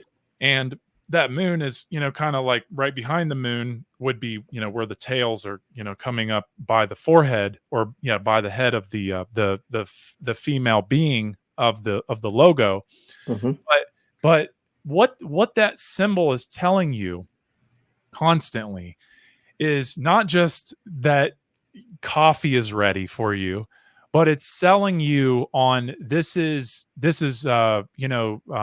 mother of truth, because that's what that symbol really represents. And it's green too, so it's mother nature, right? And it's a female being, and it's also the mother of water, because you have it's a mermaid, right? Or a Hmm. double-tailed mermaid. But those double tails also represent, the aspects of the brain too, and so you have, like, the two tails and then the head right in the middle. So what Wow. that's it's directing it right at the star of your forehead, to get to that. If you get this coffee, you're getting, the most, motherly, nature made coffee. It's the truth, Yeah. mother of truth. And so you're like, "Oh, I have to have the mother of truth. I have to have nature in my life every day, and that's so they're feeding you that coffee all the time. So that's subversive symbolism. And it goes on and on. If anybody listening, if you want to go really learn about subversive symbolism, Brandon and I, especially Brandon Martin, really Hmm. he really laid down subversive symbolism really well in the Cubby Hole, and I think it's like, the early '40s, the Cubby Hole. But man, I'm telling you, subversive symbolism. If you want to look into the darker aspects of the self, go look into that. I mean, it's not really scary, but it is eye opening. It really, Oh, it's eye-opening, yeah. I for mean, the sure. amount of symbolism out there, like, and I've had people say that too, like, well, there's not really much power in symbols, and I'm like, wow, like symbols are everywhere. I can't believe people even think that there's no power behind symbols. I'm like, they're everywhere, and Where when are you start seeing them, you? you like see them everywhere. Like I now, every time I see, they're everywhere. These and I'm glad you even brought up the color, because even that's important. They've really pegged what makes people tick and what gets a reaction out of people, or steers a person's thoughts or emotions. Yeah. they've really fine-tuned it. And that's what I try to tell people, Nate, is that this is where we're up against, is that they know they know the brain so well and what makes people who they are. And we're kind of like everybody in our end is kind of floundering and arguing with each other, and they have really honed in the attack and to the like you said, the frequency, the sound, the color, the imagery, it's all what they're using. And it's a language that people don't even really, they don't understand. They don't understand the power of it. They don't understand where it is. Like, it's everywhere around us. And I think that like that is such a powerful topic. That's another show actually. Oh yeah, On absolutely. symbology. I can Wow. go on and on about that stuff, man. I mean, it goes on and on because when we understand that we live in a world of materialism where Hmm. people know a lot of tricks to trick the subconscious, we can, people can, they have an infinite amount of magic or dark magic that they can Hmm. do on people's minds, who don't believe in it. I don't believe in it. And it's just like, well, it doesn't matter whether you believe in it. You're affected by it. Absolutely. And Yeah. you are affected by it every second of the day because symbolism is everywhere, like you said. And, even we individually are symbols, you know, we are Good point. we Yeah. are, we are individual. We're individuals, but we're individual symbols. Um, we have an identity, right? We have a way to describe what we are. When people talk about Rick, Crypt Rick, everybody has an idea of what Crypt Rick is. When people talk about Nate Kap, they have an idea of what Nate Kap is because it's a symbol. It's anything associated with me or you, they understand that. They associate what they have gathered about the person, and the more that you learn a person is the same as the more you learn about a symbol. It's the same Hmm. thing. Now obviously we are not universal symbols, we're individual symbols. Like the circle is a universal symbol, the circle dot is a universal symbol. you know um Yeah. so we have to understand, we have to differentiate what the symbols are and what they mean and how to understand them, right?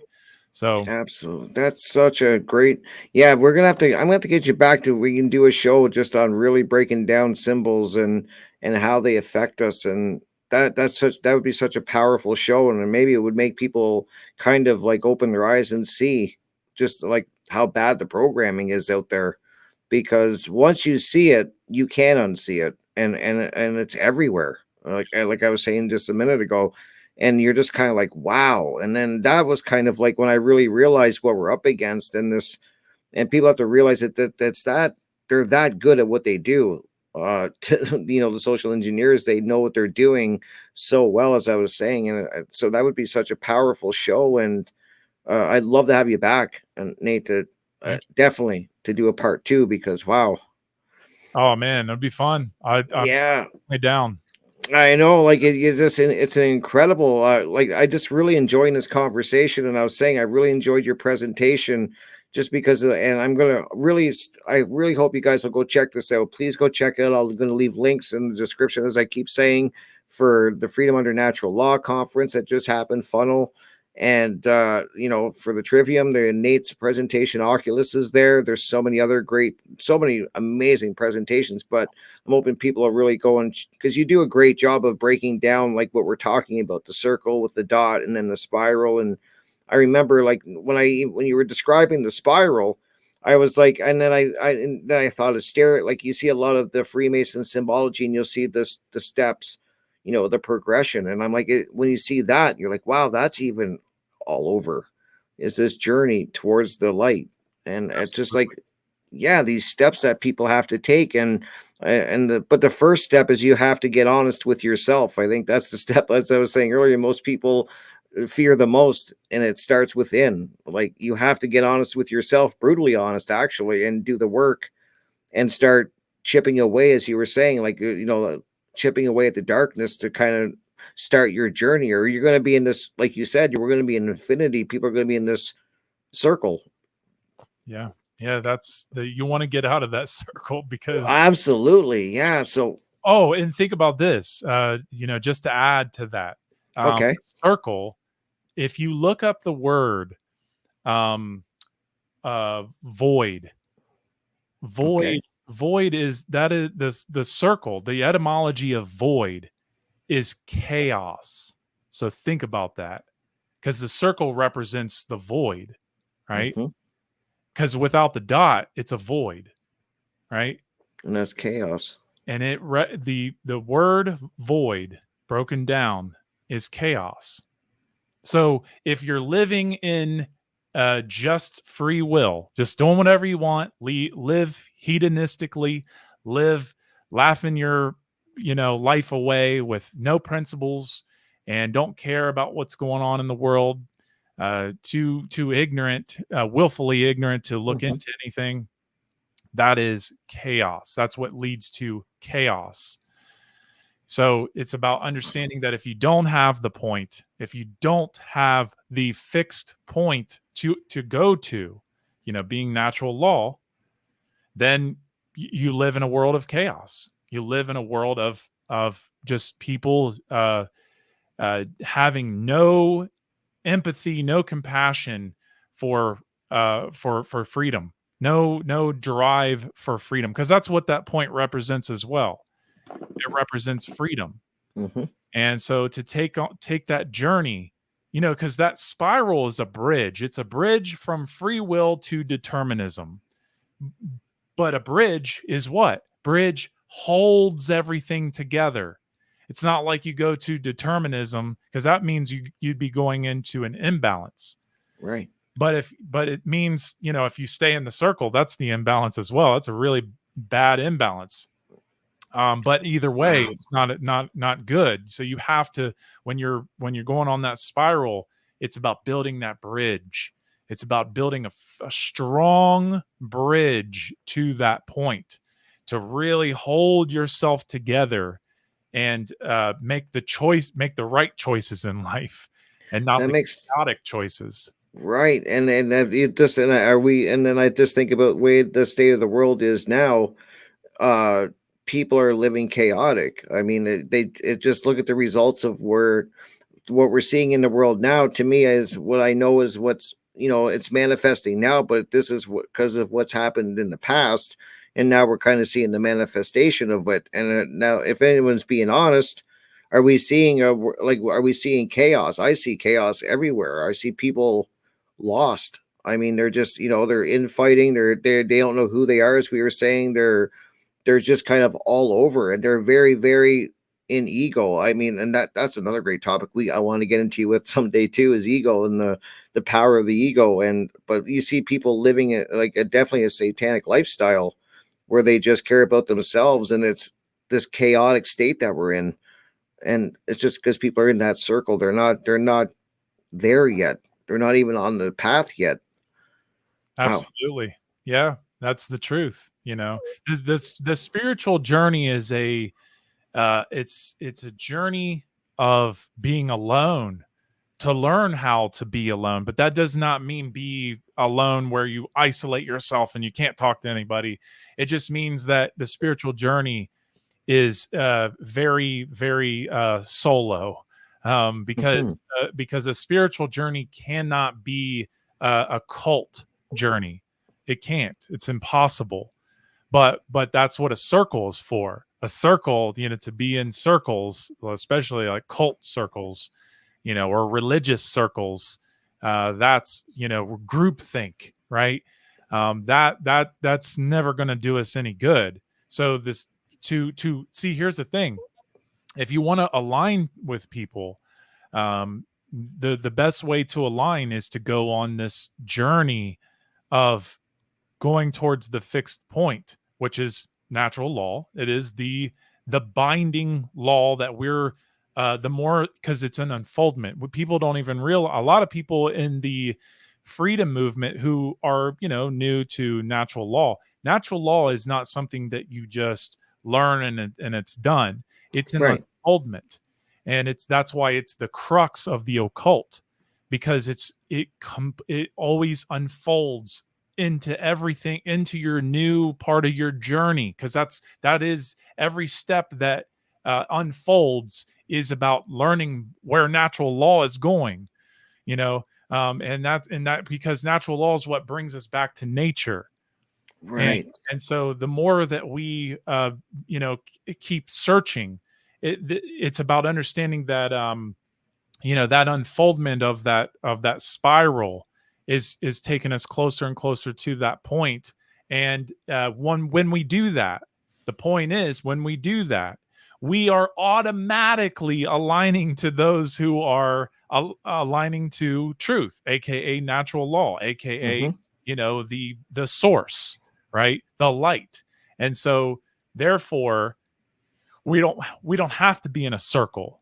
We're just automatic. We're aligned with each other. We're on in Freemasonry. It's called being on the level, On right? the level. Yeah, Yep. because level equals equality. Because true equality is natural law. That's the only equality in this world that each human being has with other sentient beings. The equality of natural law. So that means that, once we are going in that direction towards natural law, we're automatically on the level with everyone else who is doing the same thing. That doesn't mean that we're separate from everybody else. It just means that we're principled.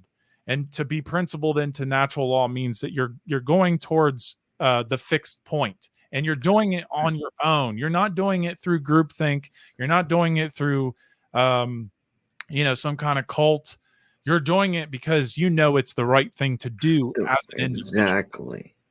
That's so true. Wow, Nate. And I'm just thinking of that when you see people like, just it shows you how dangerous a cult or an organized religion can be. Any religion, actually, like, organized religion, but any religion. When you get into that mindset, and you're in that, basically what we're talking about, that circle, how dangerous that is, because you never you're that's such a dangerous place to be. And it makes me think of my journey. I'm like, that's what I'm thinking about as you speak. And but that journey, that when I started, was so important. You have to be really open. I think it's so important to be open to look at everything, and take in as much knowledge as you can, and be don't be scared to go and look and explore different things, and take in knowledge from all different sources, and not just one source. And I just think a part of my journey that was such an important part, and it still is part of my journey, because I'm still always looking for information, and going towards that point. But I'm very open to learning from everybody and looking at everything. And it's that spiral that I'm going up, and I know that. I started here, and then I've looked into, like I said, I Wiccan, and then Satanism, and then I went and looked at other things, and this that spiral up. It's so important that you have to be willing to look at so many different things, and different information, and be open to that. Absolutely. Yeah. Wow. I mean, going on that journey, you're going to even find where, like the beauty of it. And this is something I tell people all the time is I love, I don't just want, I love when I find out that I'm wrong about Hmm. something, because that is the moment that I know that I can start to make growth. Because Good point. to Yeah. to find, so that's the beauty of the unwinding staircase. You start to, because it's unwinding. See, it's even in the phonetically, it's saying the same thing, an unwinding staircase, because a winding staircase, it can be, all over the place, right? But a spiral staircase is, truly a spiral. Hmm. But really, they're both unwinding, right? They're both unwinding. And so we have to understand that when we're going on this unwinding journey or spiral journey, what we're really doing is we're trying to find where dogma is in our life, because dogma is like I look at dogma as a beautiful thing, because it's a place where we get to learn, right? Right. And that's why it's like personally a very powerful thing.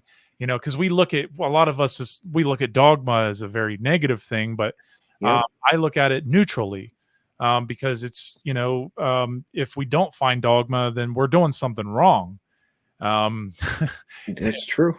and Yeah. if people aren't talking about dogma, then they're not really, um, you know, discover. It's not. There's no self discovery, truly. And when I Hmm. say dogma, I'm not just talking about the word dogma. I'm just saying, where I'm wrong, where you're wrong, you know, Yep. where you're wrong in something, or where the information is wrong, where it logically doesn't make sense, or it's been disproven in some way or form. That means that you have found out, like, oh, this really isn't this way, and now I Hmm. know more of the truth as a result. When we're talking about the trivium process, That's right, exactly. it's so important, and people don't even. I talk to people. I try to explain that to them, and they really have some people have a hard time grasping that there's this process. A lot of people don't know the trivium process. And it's like wow, like that's the foundation. You have to know the trivium process. And you're describing it great. You have to be willing to admit when you've been duped. I think I have a lot of people problem with that, or if they're wrong. A lot of people have problems admitting that, and especially if you believed in something for your whole life, or it was something you really put a lot of stock in, or you've really invested in. That's a tough thing if you find information out that leads that to be untrue. How many people have the courage or the strength or to even say I was wrong? I mean I and then you have to realign and get back on the path. That's a lot of people don't have the courage to do that. I really don't think they do. That's a big thing to do. Right, because it's a fear of being alone. Yeah. Yeah, and it's Wow. hard. It's very difficult, and that's one of our primal fears, to be alone, to be isolated because we were wrong on something, therefore we're gonna feel shame, therefore we're gonna feel like, "Oh, people are gonna see me, as a bad person," but it's like, no. Actually, if you are, not, admitting that you were wrong and, showing your the strength to admit that, and then to actually do something to change it, that's where you're going to get respect from other Mhm. people, if that's what you're worried about. But really it comes to you be respecting yourself first and foremost, to take another look at yourself and really see, that you had something, wrong in your analysis, and how you were believing, and it's okay as long as you realize that, and move forward from Mhm. there. Look into it. Don't just just because someone like proves you wrong on something, don't just say that, "Oh, okay, I'm wrong," right away. Think about it. Think it through, because you want to know that you're wrong too. You don't want to just like, believe that just because someone else or a few people are telling you you're wrong, that you're wrong about something. You really need to be honest in what, because I've had people tell me I'm wrong about something, and I will go through the whole logical process Yep. of trying to understand them, not trying to say that they're wrong and telling me I'm wrong, but trying to understand why they're telling me I'm wrong. And then I go through it, and then I realize, like, no, actually I'm right, and you're wrong, Right. and that's okay too. I mean, Yeah. we're going that's going to happen. You know, because just because a few people say that you're wrong about something doesn't mean, like, oh, we all voted, it's democracy, we win. That's just not Yeah. it's not how it works. So we have to be strong, in both ways. We got to be Mhm. strong in being honest with ourselves to admit that we could be wrong, or that we are wrong, and we have to be strong enough to admit that, no, actually I'm right. You know, Yeah. and and that's okay. You know. That's why the trivium is so important, because then that's how the trivium process is going to allow you to do that. So if Yep. you don't have a good grasp of the trivium process and how it all works, and you're really behind the eight ball in a way if you're not if you don't know that, because like you said, you may have a lot of people telling you that you're wrong, and if you don't know how to do the proper process and gather the information and examine it and then find out, you're kind of like still doing the circle thing, right? You're still going in circles. So that's so important, the trivium. Absolutely. The trivium process is, just imagine if more people knew the trivium process, Hmm. you your feet would be held to the fire so much more, and Oh my therefore God. Yeah. more honesty in this world, you know? Yep. Because that's what, remember, that's what, liberal arts translates to, which is of a free man. So the more we use the trivium and the quadrivium together in conjunction, really, that's where we start to become more of a sovereign being. And therefore, you're honest. An honest Mhm. person is a sovereign being. Now, obviously, there's people who are dark psychologists of this world who understand all this stuff, and they're still using, darkness Mhm. to get their way. And so you have to be aware of that. And they can play, honesty very close to the chest, where they seem honest most of the time. And then you might not be able, if you're not conscious enough, they're being dishonest in that little bit. And that little bit can do so much damage. And it is. Right. So It we have to, is. so yeah, that's the beauty of becoming conscious of all this type of information. It seems overwhelming at first when you look at it, but it's like, if you don't take that leap of faith into that journey, then you're never going to know. And to not know is to not is to remain a slave, and to add to slavery. Mhm. And it's not a good place to be, especially if you're an adult. um Right. Adults just, in this world, I look at adults and I understand. Physically, they are adults, but spiritually and mentally, they are definitely still very much, below the 10-year Absolutely. mark. Yeah. And Yep. it's messed up, because we've been perpetually put into this, but we did it to ourselves, for the most part. And now it's time to, uh, take back our power. And and I don't like to sound like a broken record saying that, because I hear so many people saying that, and it's like, well, no, like, I guess the right way to say it is, stop being apathetic. Stop not caring and actually do something. Just force yourself to do it. Force Mhm. yourself to get in the rhythm, if you really truly want to know who you are and why things are so messed up in this world. Don't just, keep waiting on some savior to come save you and save humanity, because that's the only savior there is you. You're the only savior. You're the only one who can actually do something truly about this, because it's an internal problem.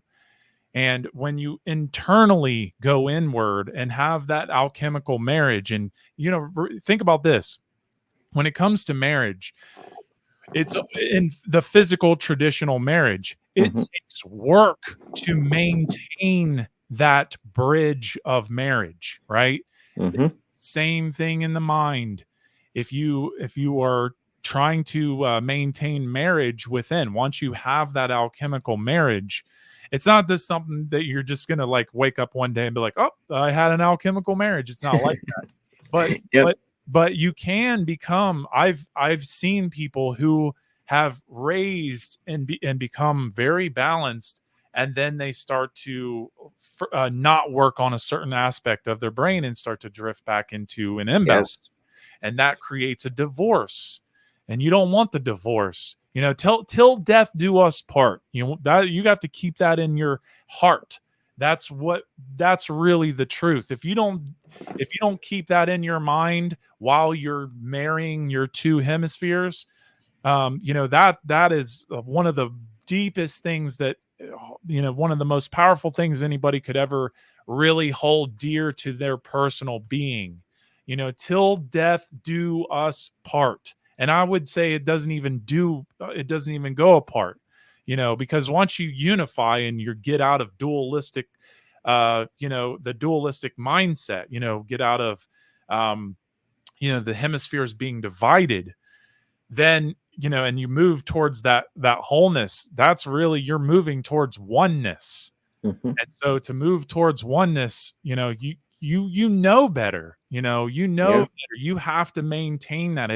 That is the great work. The great work that is is. maintaining those It two. really is. You made that. I'm glad that we kind of hit on that because I've said that so many times too, Nate, that you know it's work. It's called work for a reason, the great work. And the work, especially the great work on yourself, is it's not a one and done. And I always really emphasize that on people, like doing the work on yourself. It's not something you do on a day or you do on a weekend when you go out to the cottage or something, or after a month of doing it, you're done. It's, for me, it's a daily check-in with myself. I check in with myself every day, and it's so important I do that, because you're right.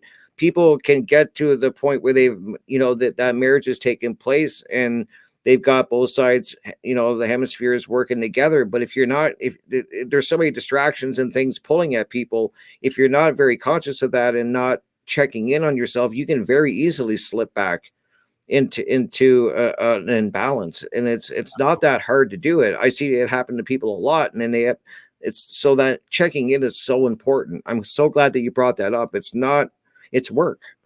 I Like, like that checking in, yeah, that checking inwardly, I do it every day. Every day I take time and I sit with myself, by myself, quiet, out in my garden. I'm out in nature, and no distractions. I tell people you can't have a cell phone going, or your tablet, or whatever. Or you got friends around and you're having a conversation. I take a time to sit and really check in with myself, and any conversations I have with people during that day, I go over them in my head, and I just check in with them. And I do that even after this conversation. Trust me, guys. I swear I will go over what me and Dave talked about this in my head, and I'll really examine it, and think of things, and probably think of a lot of things I should have said or wished I said, or I'm or the same. whatever. But I'm the same exact way, man. I mean, that is, in some ways that can be maddening. Um, mhm, it absolutely. can be maddening, but really what that is you're suffering to become better. That's what I've gained from it. It seems maddening at first, but once you understand that all you're doing is you're analyzing yourself on how to become better once you have gone through this experience. Right. Because once we go through something, we now know better. And so when we know better, that's the other thing is like, when I first started getting on these podcasts or giving presentations, nobody was as afraid as me to get up in front of people and talk. Mhm. Nobody. I wanted to die more than I wanted to get up there and do what I did. But I knew, I finally started to learn that I had to put myself through the situation, through the experience, to really uh, get over that fear, to get Yep. over, and not only that, not only experience, but I also had to learn the art of preparation. I Right. also had to learn the art of learning. Period. Yeah. To Yep. be prepared by learning, by reading, by understanding. And I knew that, um, no one knows who I am right out of the gates. No one knows who anybody is right out of the gates. And so therefore it's like, if I mess up, I mess up. And I'm Yeah. gonna beat myself up for it. But that's the suffering that we have to go through to raise ourselves and learn, so that way we can be more precise in what we're saying, and be more conscious of what we're saying and how we're saying it. And we have, I mean, if you go back and listen to my older stuff, you can really, like, just even in Cubbyhole, go back and listen to the earlier Cubbyhole.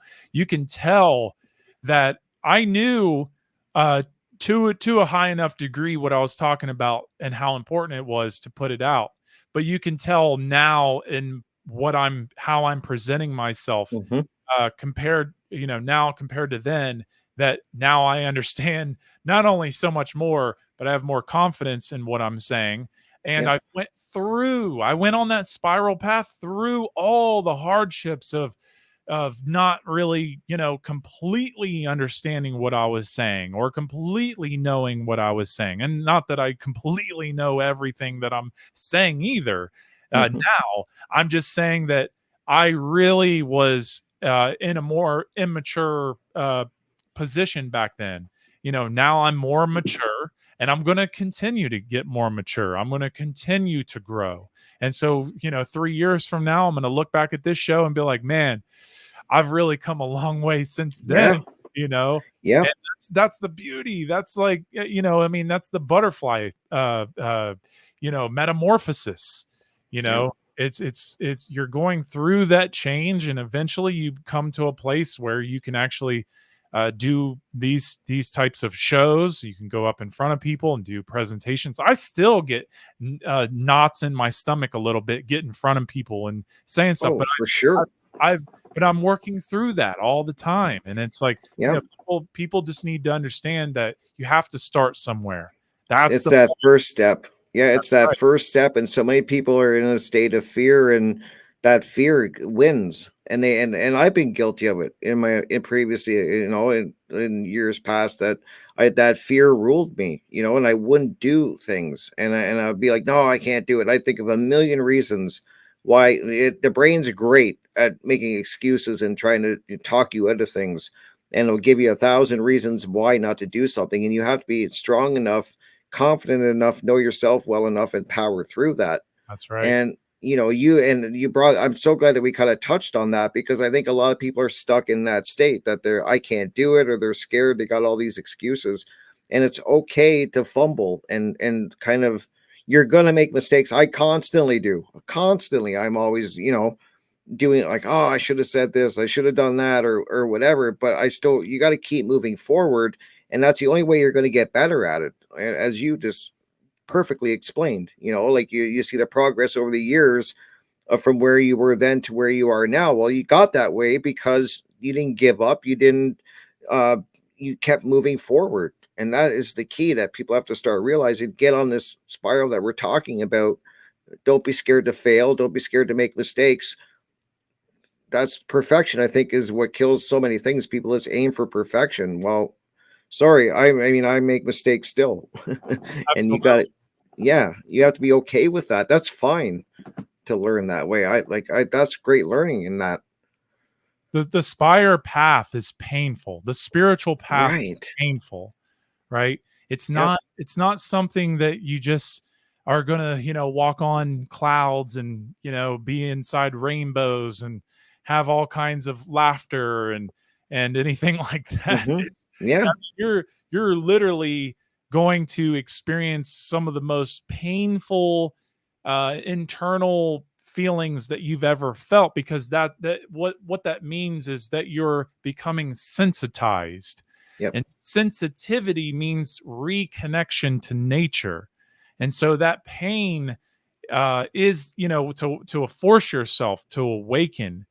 That Yeah. is it's a beautiful pain. And people think like, oh, pain is, it's bad, it's negative, you should never have to feel pain, it's That's just so not true. Yeah. no, that is absolutely not true. Yeah.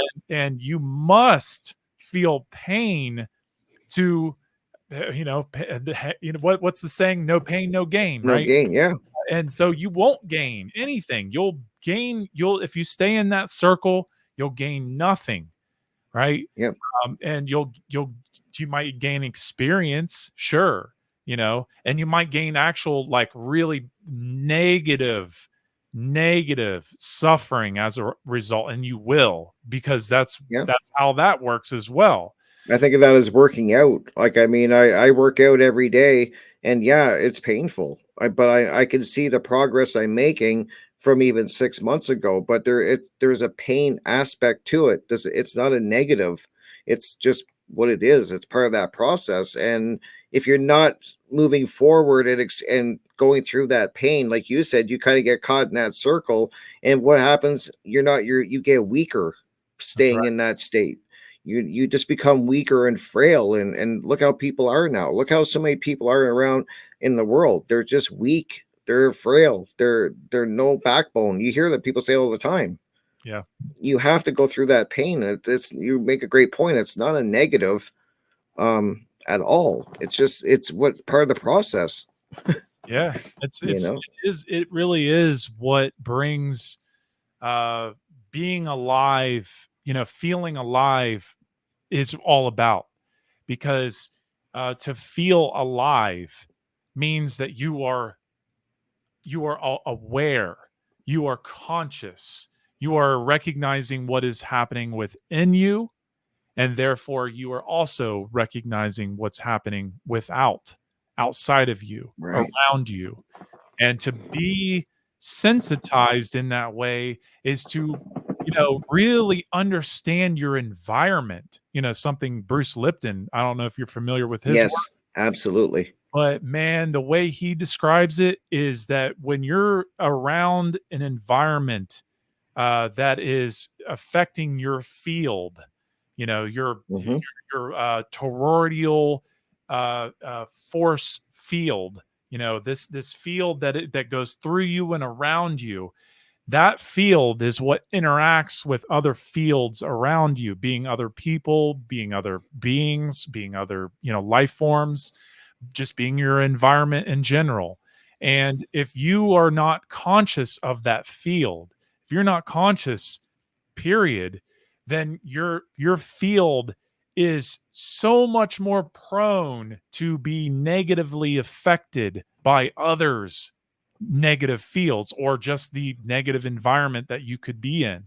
But if you change that part of yourself, if you raise your consciousness and change your attitude and change your, become a positive person, but be realistic, Hmm. be honest, that field starts to feed into other people's fields, and Yes, it also it changes your environment.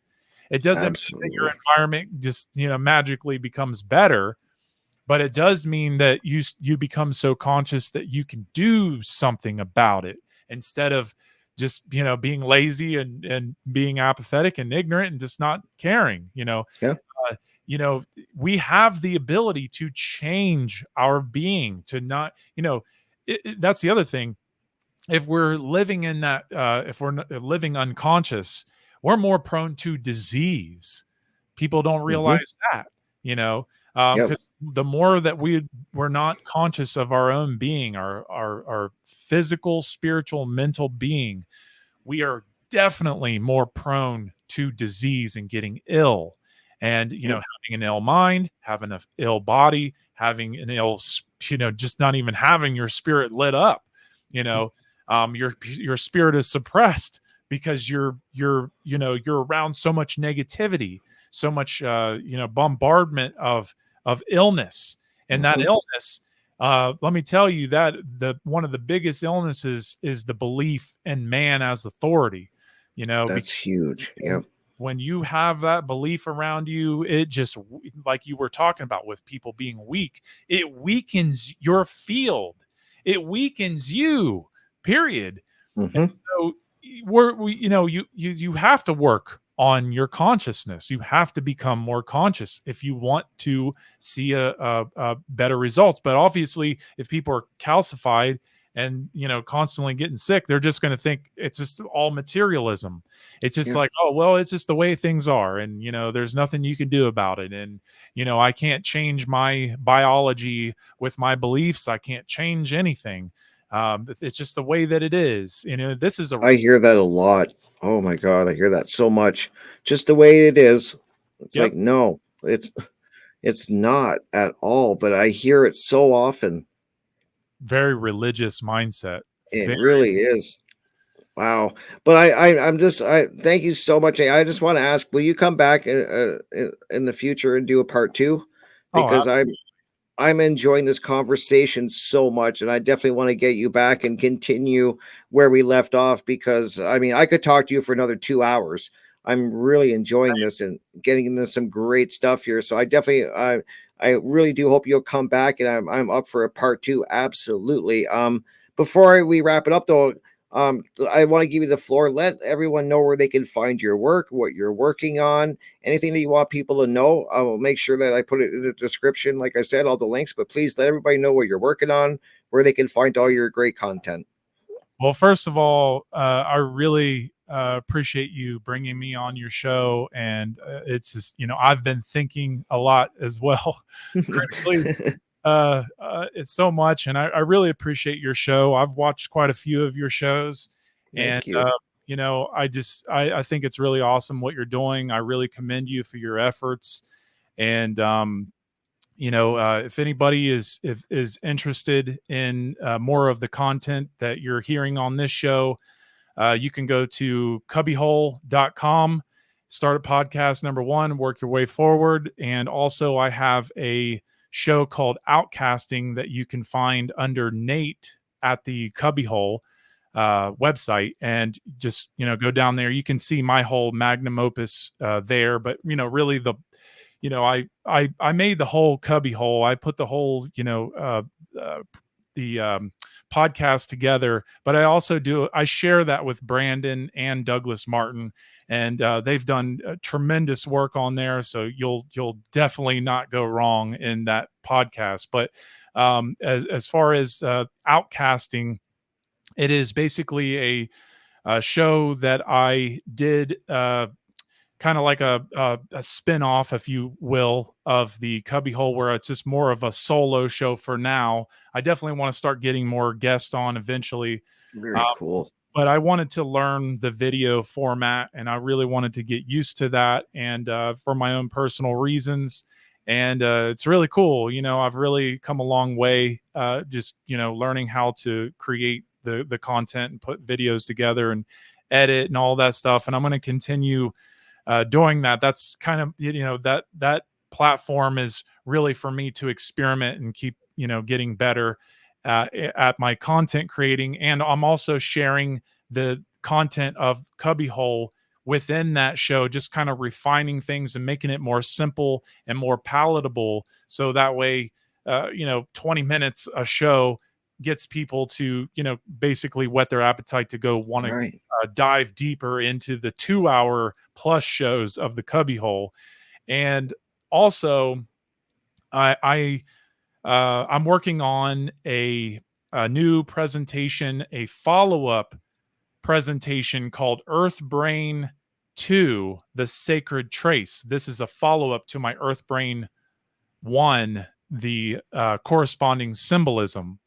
And so basically, I'm going to be giving this presentation at the Seed 5 Metamorphosis Conference that's being put together by Brandon Martin and the whole team. And the presentation is basically just going to help us understand how symbolism can help us realign to Earth, Mother Gaia, and to understand how we can trace ourselves back to the middle part of ourselves that is connected to this Earth brain. Because the Earth brain is basically, it's about understanding that our poles, our hemispheres are directly connected to the hemispheres of the Earth.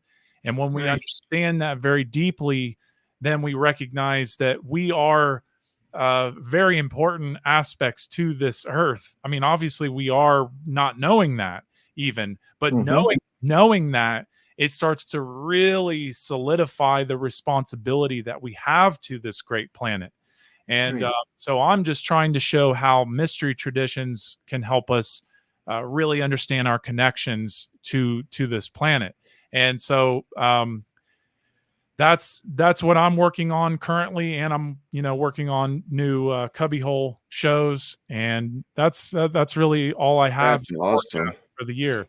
So Well, I'm looking forward to that new presentation. Absolutely. I will be keeping an eye out and looking forward to that. And thank you so much, Nate, for being here. I really did enjoy this conversation. You're welcome back anytime. I want to get you back, like I said, for a part two, and just keep doing the amazing work that you're doing out there. It's incredible stuff and powerful. And I just really hope people are going to start checking. Like, I hope people will check out the links that I provide and really go and listen to your podcast, check out your presentations, because you're doing great stuff out there, my friend. So please keep it up. And I'm definitely going to keep in touch with you. And uh, thank you. I just can't thank you enough. So thank you so much. appreciate it. Same to you. Awesome. Thank you. So I'm just going to wrap it up here, Nate. Do you want to wait in the background for 20 Yeah. seconds and then I can definitely say bye and stuff? So just give me like 30 seconds or so and I'll be right back with you, guy. All righty.